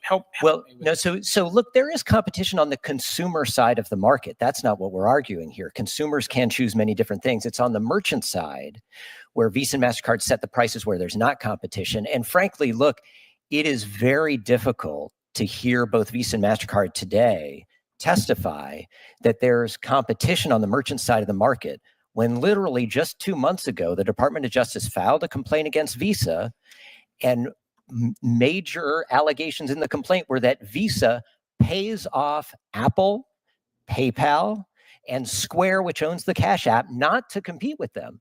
How in the world can they maintain at a hearing today that there's competition when they're literally paying off the competition not to compete with them? Mr. Cantor, Mr. Sheedy, did you want to respond to that? I'm happy to respond to the last point. We do have a commercial agreement with Apple. It doesn't have them to not compete with us. We have an agreement where we share very sophisticated security technology that enables Apple Pay to work. We have a commercial agreement that sort of governs that arrangement with Apple, but there's nothing in that arrangement that impacts their ability to compete with us. In fact, they're free to compete with us, and we, in our view, they do. Mr. Callahan, you get the closing word. As a small business owner, what are the costs and challenges to you of accepting things other than credit cards? And what are the costs of accepting credit cards? Sure. Thank you very much. Some of the challenges are rather legal and pragmatic. We operate in New York State. We are not allowed to charge a surcharge to pass that along to consumers. We eat it as a business. So that's one thing. The other part of what we do as a business is, in business, you can compete on price, you can compete on quality, you can compete on service. We're unlikely to ever compete on price. And so passing along these fees to consumers is going to make that even more difficult. We compete on quality and customer service as a small independent bookstore, and that's where we'd rather put our efforts. I don't have a real sense of how competitive this is. What I can tell you is the impact is that the bulk of the fees that I get on 4 pages of credit card swipe processing statement every month, the bulk of it is coming from Visa and MasterCard. It's not the intermediate handlers and merchant services. Thank you all very much. Thank you, Mr. Chairman. Thanks, Senator Coons. Senator Grassley. Yeah. First of all, I want to put a couple letters from Iowans in the record on this issue. These are real Iowans? Yeah, it's real Let's Iowans. put them in the record. Sure enough. Thank you. I'm leading into Mr. Shee question. Last time the Judiciary Committee held a hearing on credit card competition, many of you testified before this committee, and I asked your thoughts about the credit card duopoly claims. Now the Justice Department has brought a case regarding antitrust concerns to the debit card market. Despite the passage of the Durbin Amendment, the department judge alleges that Visa has an unlawful monopoly. So further, what you just recently discussed, Mr. Sheedy, how is the credit card market different than the debit card market? Pardon me for coughing. The credit card market in the United States is very different, Senator. First, American Express, who does not operate as a 4-party system, would be outside of the scope of this legislation, is a huge player in the U.S. credit card market, very successful, and has defined historically a very high rewards, high feature customer service. And that's something that financial institutions who issue credit cards in the United States have had to respond to. The credit card market in the United States has 4,000 financial institutions underneath the Visa system, credit unions, community banks, as well as larger financial institutions who issue credit cards. When you look at other markets around the world, they are not nearly as diverse. They're much more concentrated in a fewer players. And so I think drawing analogies between what happened outside the United States with interchange regulation and how consumers in the United States would be impacted by this legislation, I think is concerning to us. We do believe that the consumer, when they try to pay with their Visa card, they have expectations about how that transaction is going to be processed and the features and the benefits that they're going to enjoy. And we feel that those benefits and that choice should remain from the consumer. This legislation would hand that to the merchant. Okay, Mr. Cantor, the original Durbin Amendment sought to promote competition among debit card networks. Has it worked? It has. Now, there are some problems with it because, as the Department of Justice has alleged, Visa has tried to evade that law and caused antitrust violations in the process. But it has worked. Fees have been lower. Several studies, including the ones cited by the credit card industry to say consumers haven't benefited, show that consumers have benefited. Happy to have everybody read the studies that they cite, as well as the ones we do. The one they cite from the University of Pennsylvania Law Review shows 53% direct pass-through immediately to consumers and lower price. The one we cite, and Roger Alford cited to a study, 70% pass-through. And frankly, the rest is taken up in paying employees more and competing on service and the things that Chris Callahan just talked about. Profit margins for retailers did not go up one iota. In fact, in grocery, they went down. So it's been much better for consumers. And I think this whole discussion of rewards, having a few of the numbers is really key here. And let's just understand on credit cards, Senator Marshall went through some of this, but from consumers, the banks that issue credit cards get $125 billion a year in interest and fees, $125 billion. From merchants, they get $172 billion a year in swipe fees. Only $41 billion gets paid in rewards each year on $300 billion in revenue. This idea that rewards will go away if you reduce those fees by what's estimated for the Credit Card Competition Act is $16 billion. So now we're at $284 billion combined dollars to pay $41 billion in rewards. If the banking industry, which has the highest profit margins of any industry in the United States, bar none, can't make that work, I don't know what we can do for them. Yeah. My time's about up, so I got a question. It's going to take 5 minutes to get an answer, so I'm going to submit it for answer in writing, but I'd appreciate if it was for all of you to respond to. Thank you, Senator Grassley. Senator Klobuchar. Thank you, Mr. Chairman. Senator Grassley, direct as usual. Thank you. I'll start out with you, Mr. Cantor. Last time we discussed this topic in the committee, you agreed we needed more antitrust enforcement in the area. It is actually fitting that Senator Grassley and I are both here because he and I worked very hard for years and years to pass our bill to change the merger fees to charge less on small mergers, more on big ones. We finally passed that through the Senate. I think we're finally seeing the fruition of some of this to our agencies. However, we want to make sure that we keep the pressure on as a new administration starts, that this has been a bipartisan effort beyond the topic of this hearing. Since then, we've seen the Justice Department suing Visa for the monopolization of debit card network services. The FTC entered a consent decree with MasterCard, not to mention a pending settlement in a private antitrust lawsuit. How has the increased enforcement benefited merchants and consumers? What areas do you believe that enforcers, as we go into a new administration, need to focus on? Thank you, Senator. And first of all, thank you for your thought leadership on these antitrust issues. It's incredibly helpful across a range of things. Enforcement has helped. Certainly the FTC's action with MasterCard has been helpful, and it's not the first time they've had to weigh in on this.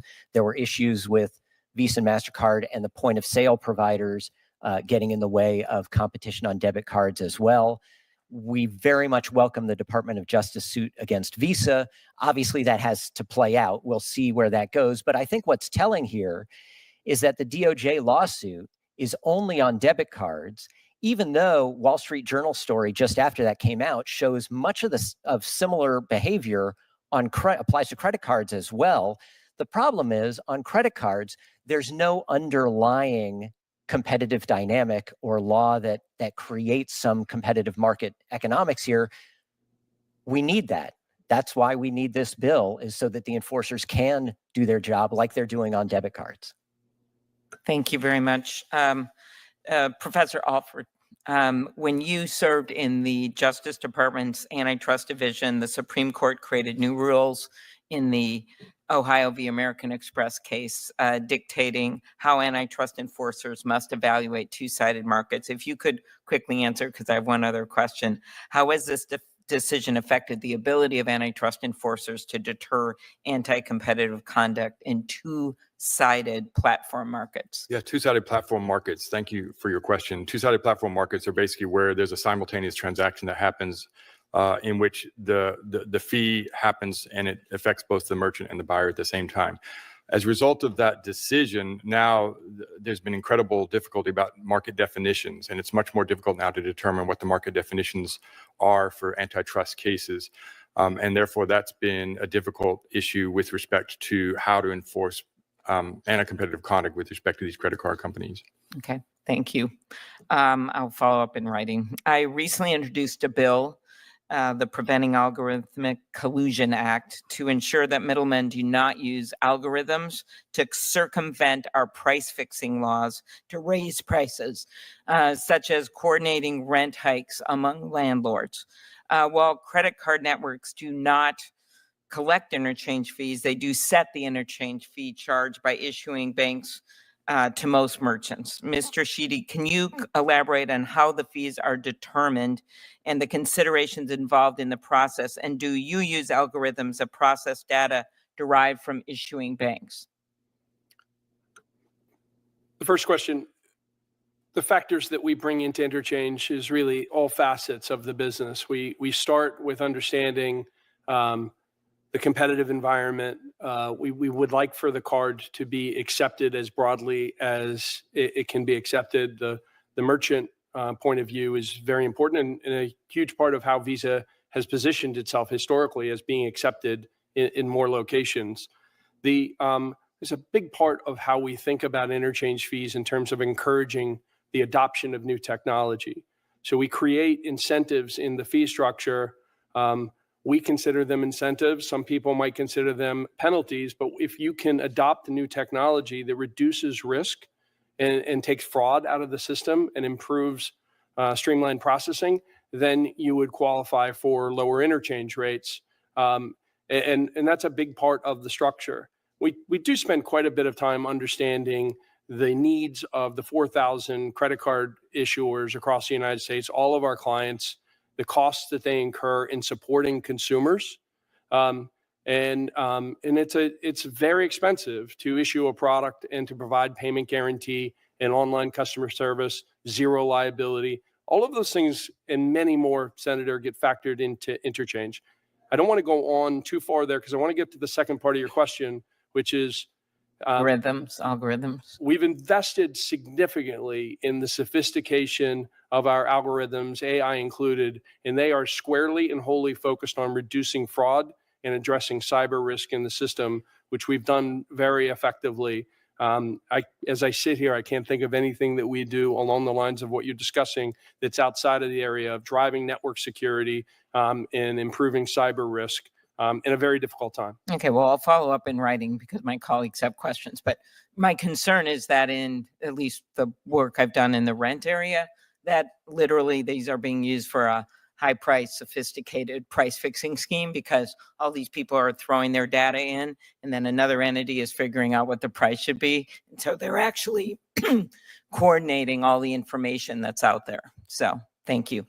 Thanks, Senator Klobuchar. Senator Kennedy. Thank you, Mr. Chairman.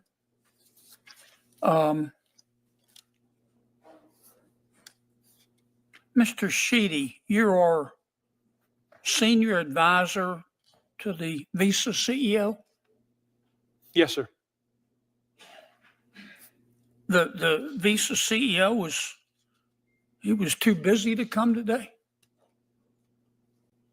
He had a conflict, Senator. He knows that I enjoyed speaking with this committee 2 years ago and that I was looking forward to coming back, but he unfortunately was not able to be here today. What was his conflict? I honestly don't know what his conflict was, but I know he was unable to be here today. But it was more important that he be somewhere else than here. He was unable to be here today. He sends his regards. Send him right back to him. All right. Look, I don't, if we had to vote on this bill today, I don't know how I would vote. But I want to thank the chairman for calling this hearing. I've learned a lot today. I've just got a couple of questions and then an observation. Professor, you seem to be fairly objective here. Congress capped the fees on debit cards. Is that correct? That's correct. For certain transactions, yes. The savings, has it been passed on to the consumer and or invested in the retailer's business? Yes. So the average rate for. Give me, I don't speak Yes. Sanskrit. Yes. Okay. The answer is yes. I need short answers. Yes. Is that a yes or no? Yes. Okay. And we addressed the issue in debit cards by regulating. We capped the fees. This bill doesn't cap fees like they do in Europe, as Senator Graham so eloquently pointed out. This bill just introduces competition. That's correct. Okay.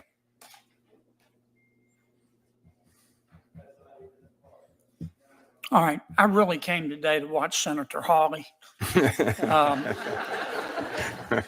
and to learn.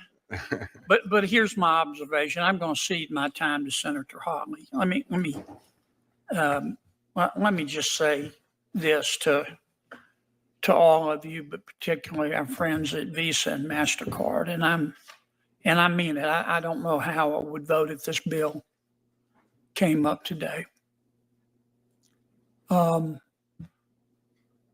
Visa and MasterCard and the folks, the retailers, need to sit down and work this out. You need to sit down and work this out. Because if you don't, Congress is going to do something. I'm not sure what we're going to do.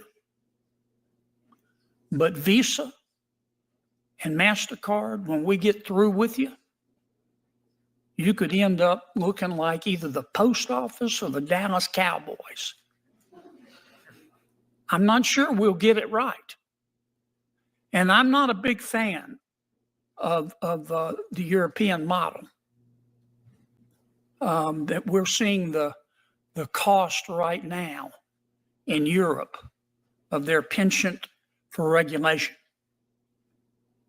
But what I do care is the fact that the high prices in this country are gutting the American people like a fish. And we're trying to address it. And my strong advice to you is to sit down and try to work this out and come up with a solution that's fair for the consumer, fair for the retailer, but also respects Visa and MasterCard. You're two great companies, and I appreciate that. But something's not adding up here. And next time, Mr. Sheedy, it's wonderful to see you. Ask your CEO to come. I know he's a busy, important man, but ask him to come.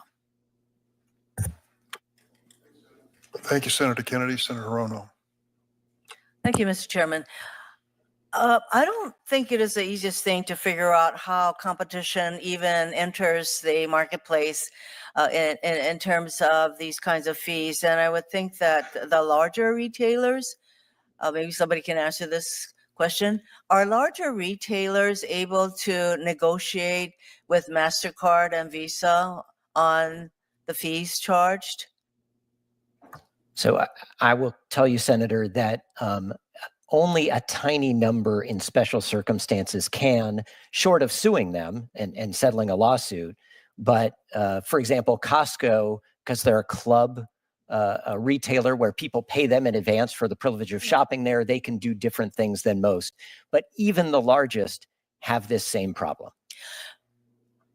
So that means that the millions of small retailers who are in the marketplace, that they pretty much have to take whatever is charged to them, and then any pass on to the consumers. I think that doesn't even happen, even among the large retailers who can negotiate these fees.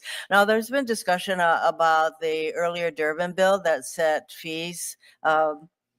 Caps on debit card fees. Why don't we just talk about setting caps on other charge cards? Frankly, I'm not, and also, I'm not saying that that ultimately either way that consumers benefit. By the way, I think that what we're talking about is how retailers, where competition can enter even in the retailer space. So why aren't we talking about setting caps on regular charge cards and not just debit cards? So the feedback we've heard from members of Congress is that they like taking this competitive approach first. We think it's the lightest regulatory touch to help deal with this problem. Obviously, there's lots of our members who would love for there to be caps like there are in Europe. But as a practical matter, we think this is the best approach at this time to make some progress. We trust the market to work out if we have that actual competition. If the cards are as valuable as Visa and MasterCard say, the price could go up. But we have faith that the market economics will work here. Well, there are a lot of markets where competition doesn't exactly work. Would you agree?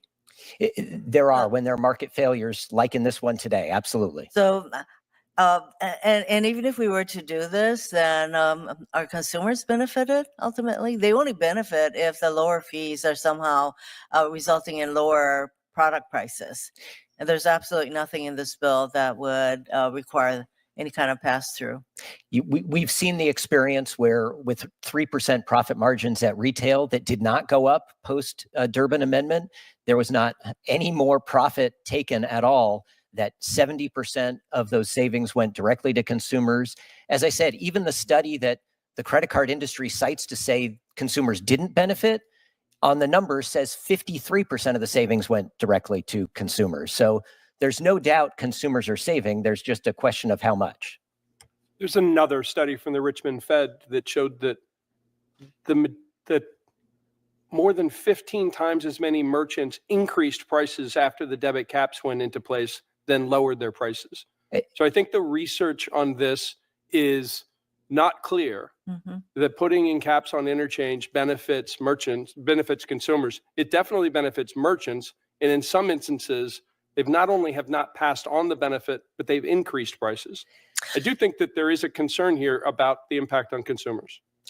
Yeah, and I would say that the discussion leads me to conclude that benefit to consumers is not what the results will be, but there is definitely benefit to retailers who will then either have a cap applied or in this case creating some options. And I'm just not sure that there's that much clarity as to how we're going about things. Thank you, Mr. Chairman.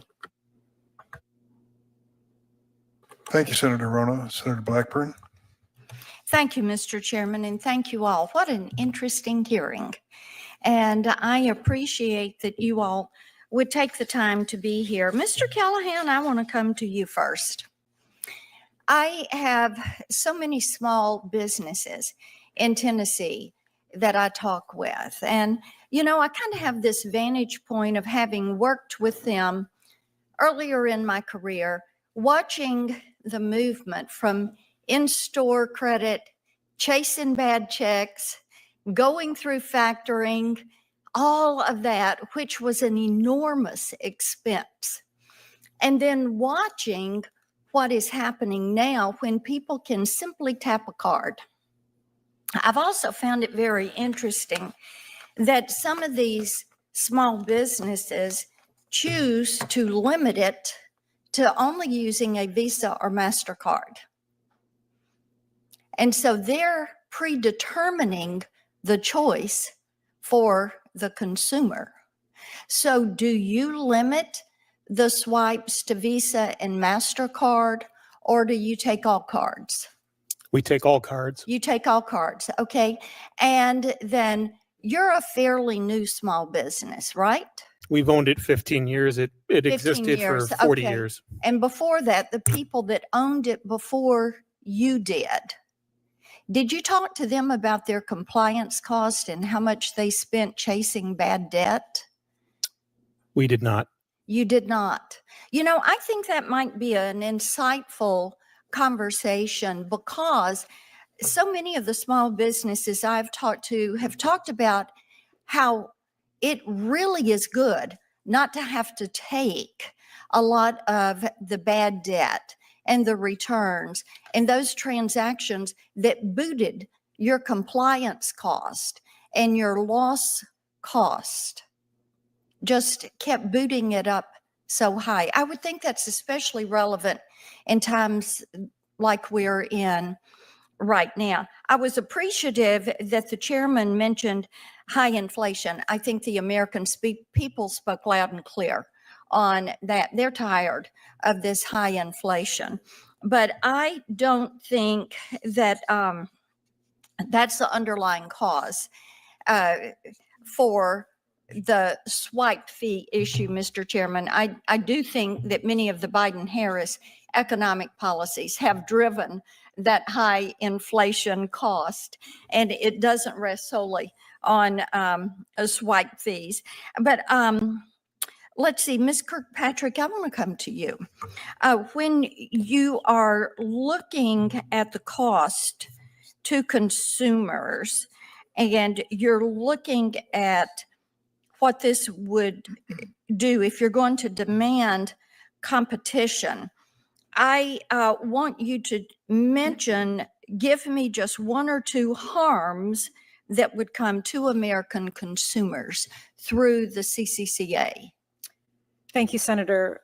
What this proposed legislation will do is take choice away from consumers and put it in the hands of just a few large companies. Today, a consumer can walk into a merchant and leverage their credit product. They know which brand they're using, they know which rewards they'll avail themselves of, and they know, most importantly, that it's so fake. it disrupts their process. So the consumer will lose their choice. Yes. And that the choice will be left up to just a few players. Okay. Mr. Alford, I want to come to you for a quick question as we talk about this issue, because see, I believe this is one of those issues that, and I've got friends in the banking business, I've got friends that are small business owners, and so there's differences of opinions there. And Senator Graham got to this a little bit in talking about the difference between regulation and mandates and competition. And I have always told everybody this is going to be a decision, a business process decision that you ought to be able to negotiate. But I want you to talk for a minute. Let's see if you've looked at what happens as you look at credit cards, but also Apple Pay systems, Venmo, PayPal. I know many companies are looking at the Bitcoin blockchain system to simplify processing, payment processing.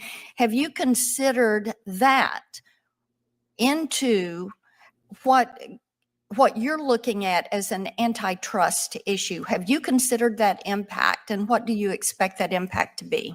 Yeah, thank you. So I agree that you should generally try to trust the markets, and only in situations of market failure. It's should we usually a good long-term decision. Exactly. So if antitrust litigation could solve this problem, I think I would favor that, but I don't think it can. So the answer to your question is that credit card transactions have not gone down as a result of these new innovations. It's actually, they're just saying, I think it's 33% of all transactions It's are done through consumer credit cards. choice. Consumer choice. And Consumer those choice is a innovations good are thing. welcome, and I think we should like applaud those. But we have problems on their end as well. DOJ is not only suing Visa for monopoly practices, they're also suing Apple for their monopoly practices with respect to their Apple Wallet. And Apple Wallet restrictions are significant. You cannot use your Bank of America or Chase app on your phone to basically pay for something. You have to use Apple Wallet because of restrictions that Apple has imposed on the use of smartphone transactions. Okay. Senator Welch. Thank you very much, Mr. Chairman. You know, the concern that I think all of us have to have is the erosion of small businesses in our small communities. They are so essential to the well-being of where we live and how we live. And you're here representing a small business. The issue here is about the powerlessness of businesses. And there's a difference between the bookstore and Visa and MasterCard, by the way, and their capacity to have any control over what their costs are when the well-being and their capacity to survive is beneficial to the citizens in all of our communities. And they're getting hammered constantly. You know, I want to talk to Mr. Sheehy and Ms. Kirkpatrick. You talked about the virtues and the benefits of what is provided. I totally agree. It's good to have security. It's good to have fraud protection. It's good to have merchant confidence that the payment will be honored. That is good. It doesn't justify the rip-off prices. And it's painful for me to have you sitting next to Mr. Callahan. You know, your CEO, what's he make? $23 million in 2023? Is that what it was? Your CEO, $24 million? The information is public. I don't have it at my. That's right. Market cap for Visa, 600 billion, 611 billion. Market cap for MasterCard is 478 billion. Yes. All right. So let's go to this question. You're concerned, you said this, Mr. Sheehy, that if there was a lower price, there wouldn't be confidence necessarily that the consumer would benefit. Correct? I expressed some concern, Senator, with the price caps that All were right, so implemented. let's just talk what that really means. You want to have the right to do the ripoff rather than let him get the discount. That's what you're arguing. Who will get the benefit? We don't know necessarily. But if you have 4 gas stations on the corner and one of those goes out there and reduces price by 2 cents, you know what? I think competition then is going to put the pressure on the others. I want to talk about another thing. The rates that you charge merchants vary. What do you charge Walmart? We have a large business with Walmart. What do you charge Walmart? Level it. Let's be candid and transparent instead of rhetorical. What do you charge Walmart? Senator, as I sit here, I don't know what the Walmart rate. What do you charge Mr. Callahan? Ms. Kirkpatrick, what do you charge Walmart? I don't have the information. It's What do you also, charge Mr. Callahan? I would have to look. Well, you both negotiate with Walmart, right? Because they're big. Walmart's a big customer. If Mr. Callahan wants to get the Walmart deal, does he have your phone number or know how to get it and call you up and say, hey, let's make a deal? We're having tough times here in Cambridge and I want to keep selling books to my community. Can he call you? Can he call you? I would welcome the opportunity to talk to Mr. Callahan. Please. And connect him to third parties that can Great. help How him many millions of exercise his rights. Mr. Callahans do you have? There are 33 million Right. U.S. businesses. So do you have a business unit where you have lots of people who can handle 33 million accounts like Mr. Callahan's who call you up. You know, you talked, Mr. Shi, you talked about how you know the customer. What about the merchant? They're getting so ripped off, so ripped off. Now, where's that chart here? You know, this is another issue. 0.3% in-person cap in the EU, right? Visa does business, right? In the EU? Yes. And MasterCard does business in the EU, right? Yes. And all of those wonderful things you described, fraud protection, consumer confidence, you do that in Europe just like you do here in the United States, right? Yes. So why not have Mr. Callahan pay the lower rate and all the Mr. Callahans around the country? What's the problem? You're able to do it and make a profit. Senator, we share your values in wanting to drive lower prices for small business. You are killing small business in the United States of America. I yield back. Senator Tillis. Thank you, Mr. Chairman. I sometimes think the Durbin-Marshall bill is a lot like a zombie in a Walking Dead episode. Just when you think you've killed it, it comes out of the closet and comes again. Look, I believe that we've got to fix a problem. Before I ask a couple of questions, I want to go back to what Senator Kennedy said. He and I were talking before the hearing. You all know that I have said that we've got to come up with a solution. Now, we have a court case where a judge decided that the settlement wasn't enough and that it should be adjudicated, which seems interesting to me. The other thing I find interesting is I don't see a single credit union or a bank at the dais because I suspect they would give you a different perspective. I think it would be helpful to actually even have a bank or a card issuer in some of the foreign jurisdictions that we're talking about being best practices to see if they share your optimism about the outcome. We have a problem here. Durbin-Marshall is not the solution. It will create more problems, and I'm very sensitive to small businesses. I have said to many people, some of them are in this room today, that you've got a Congress and a half to solve this problem, in my estimation. I don't have a whole lot of skills here, but counting votes and observing trends is one of them. This Durbin-Marshall bill is not going to pass in this Congress. I think anybody realistic knows that. We've only got 1.5 Scaramucci's of legislative days before we're out of Congress. So it's not going to happen. This is a good hearing. We're exchanging information. What I hope that we do here is recognize that small businesses have a legitimate concern. I will also say that every single one of those small businesses could take their swipe machine and throw it in the trash if they didn't think that they weren't getting added value for it. Fair statement? So why don't we actually work on something that's not disruptive and doesn't repeat the mistakes of other countries who have made mistakes? They have seen measurable negative impacts as a result of the overreach. This is not that hard, folks. Now, I will say to the industry, if you don't figure that out and make sure that small businesses aren't coming to this hearing and say, we've got something that's sustainable and acceptable, then you're going to get Durbin-Marshall in about, I don't know, I would estimate 1.5 to 2.5 years, if not the next Congress, the Congress after. But I, for one, think that the credit card issuer, if I'm not mistaken, Visa MasterCard gets about 10% of the exchange fees, about 80, 90% ultimately goes to the bank and other players in the exchange. Is that roughly correct? Senator, the interchange fees we're referring to here today go 100% to the banks. Okay. Now, I got a real quick question for you. If I were to search for a breakdown, this is a yes, no, and I mean literally yes, no question for Visa and MasterCard.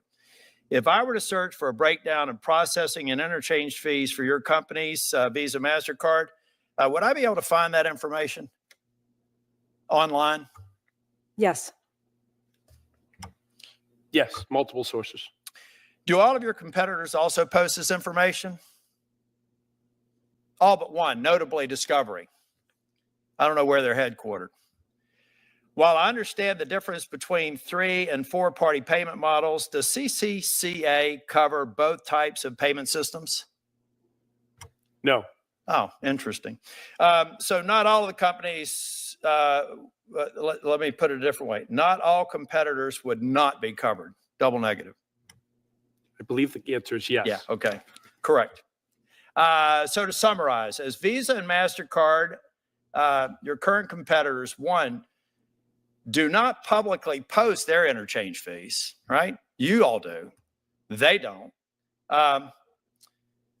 Why wouldn't they not be subject to the same policy we're talking about here? Why would we find a way to take an Amex and Discover and put them in whatever regiment? I mean, would you agree that if we're going to come out with something like this, that there is a valid argument to say that everybody needs to be invited to the party? Given that our market share is largely in line with American Express's, I would agree with that. Okay, close to a yes. Senator, We have other concerns with the legislation, Senator, but I agree with your point. All right. Look, I'm going to, Mr. Chair, I'd seek unanimous consent that I put a number of articles into the record that discuss the experiences in other jurisdictions that have made the mistake of going in the direction of Durbin Marshall. I'd like unanimous consent to submit to the record. The Zombie Caucus gives unanimous consent. Thank you, sir. Folks, it's serious. All seriousness. I want small business owners over the next 24 months to come in here and say, we'd always like more, but we got a fair deal. If that happens, then this goes away. The zombie stays in the closet. If it doesn't, you're going to lose. And frankly, I hate to say this, but I don't really care. Visa and MasterCard have to figure out how to be successful businesses. I'm trying to come up with an outcome that solves the problem of the consumers and solves the problem of small businesses. And I believe that you all want to do the same. Get in a room and solve it, because I'll guarantee you the solution coming from Congress will not be good for anyone. Thank you, Mr. Chair. Senator Hawley.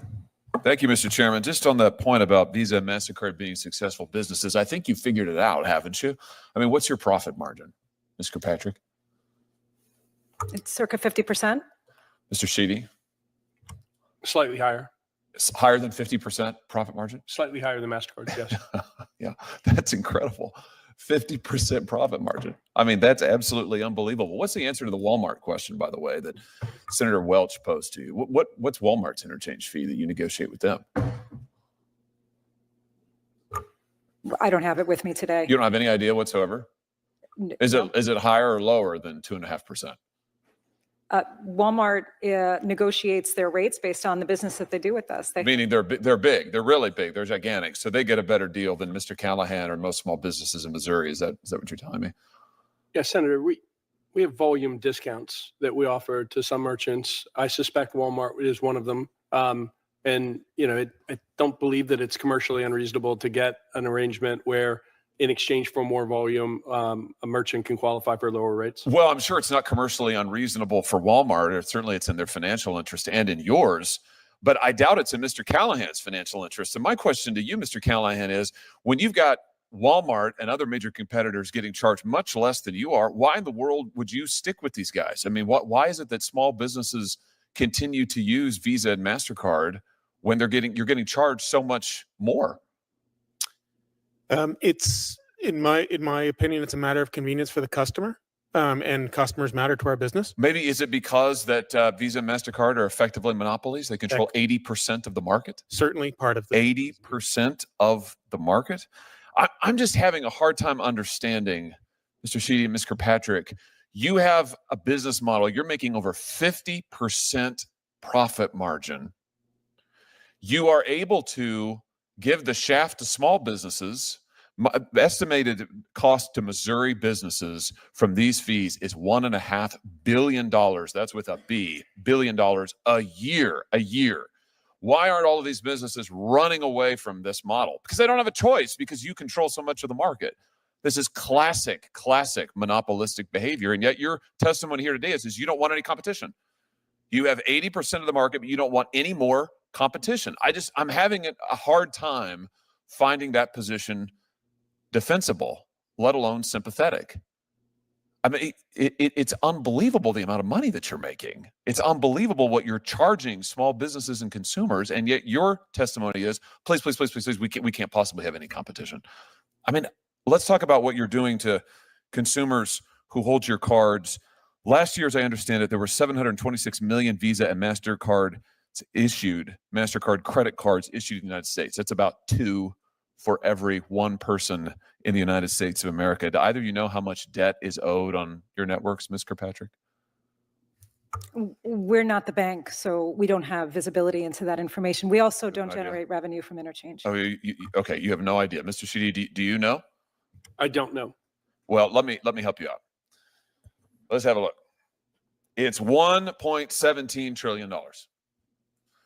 $1.17 trillion is what consumers now owe on your credit card networks. Do either of you know what the average interest rate is on your networks, Mr. Kirkpatrick? Oh, Senator, we're not the bank. We don't set the interchange. I know. We don't but you set the benefit rates. from it, and you know. Do you know what it is? This is your business model. We don't collect revenue Mr. from Sheedy, interest rates. do you know? I don't, Senator.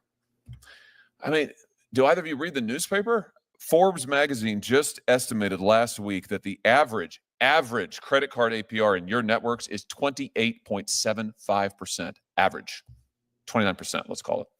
29%. It's nearly doubled in the last 4 years. That is astounding. Absolutely astounding. And you just testified a second ago that you've got more than 50% profit margin, and yet your testimony here today is you can't possibly survive if there's any competition. How can that be true? How can that be true? You've got debt like we've never seen before in American history. Your profit margins are as high or higher than they've ever been. You have 80% of the relevant market in the credit card interchange fees that we're talking about, and yet you couldn't survive if there's any competition? What am I missing? That's not a rhetorical question. How is it that you can't do any better? Senator, we like competition very much. As my colleague from MasterCard mentioned, we don't loan money to consumers. That's the job of the banks. I will say, as it relates to small business, we care very much. And the pandemic was difficult on small business more than anyone. In 2022, we lowered rates for 90% of small businesses in the United States. I also think that many of the security and the digital features that have been put in the network help small business. Wait a minute, but wait a minute. My time has almost expired. I don't mean to interrupt you. I'm sorry to interrupt you, but hold on just a second. You've increased the swipe fees consistently in the last few years. You've raised them, even as your network has expanded, even as your profit margins have gone up. You've raised the swipe fees. And in terms of competition, you are paying competitors not to enter the market. The DOJ lawsuit says that you threaten retailers with staggering financial penalties. That's a quote, staggering financial penalties if they use a competitor, and you're paying Apple and Square and others not to compete in your market. You've got 80% market share, and you are paying off would-be competitors not to come into the market while you charge people like Mr. Callahan, who knows how much more than big entities like Walmart. I mean, this is just classic collusive monopoly behavior. And your testimony is you can't accept any more competition. I agree with one thing that my colleagues down the dais have said, which is that this is not a sustainable situation. It is not sustainable. This has to change. 1.17 trillion in debt. This has to change. And I'll just end with this, Mr. Chairman. I thought one of the best proposals that the President-elect Trump, made during his last campaign, his most recent campaign, was to cap the interest rates of credit cards. So we could do that. We could do this and that. I think it's a great idea. I don't know why 30% interest rate should be charged on debt like this. I don't understand it. And I don't understand why you won't accept the smallest modicum of competition when it comes to these retailer fees. And I'm just here to tell you, this will not stand. Thank you, Mr. Chairman. Thank you very much, Senator Hawley. Welch, Hawley, Durbin, Vance, what the hell's going on here? This is not only an odd couple, this is an odd grouping.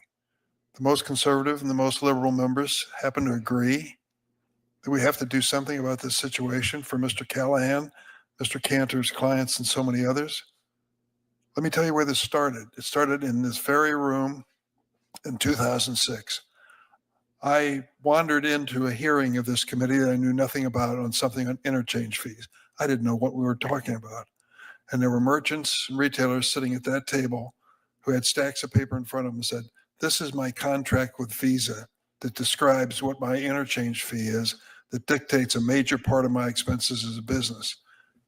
And I can't get the entire thing. They only give me part of it. And I can't understand what they send me. And I'm stuck with it. I take it or leave it. Visa or MasterCard say, you go along for the ride or you're going to get dumped. And we can't afford to walk away from it, as Mr. Callahan can't afford to walk away from it. And I asked the chairman at the meeting, I said, are we going to do something about this? I was incredulous. He said, we're going to do something about it. The answer is he didn't. And I started pursuing it with Mr. Swanson over here.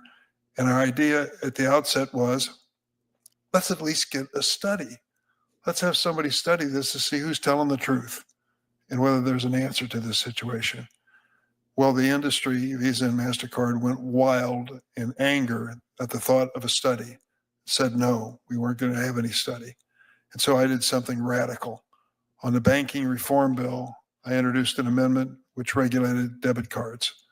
It was an unusual regulation involving the Federal Reserve and God knows what, but it was a regulation on what the debit card fee would be. And to my great surprise and their amazement, surprise, and chagrin, it passed. It passed with 60, how many votes? 64 votes, Dan tells me, on the floor of the Senate and went through the House without controversy.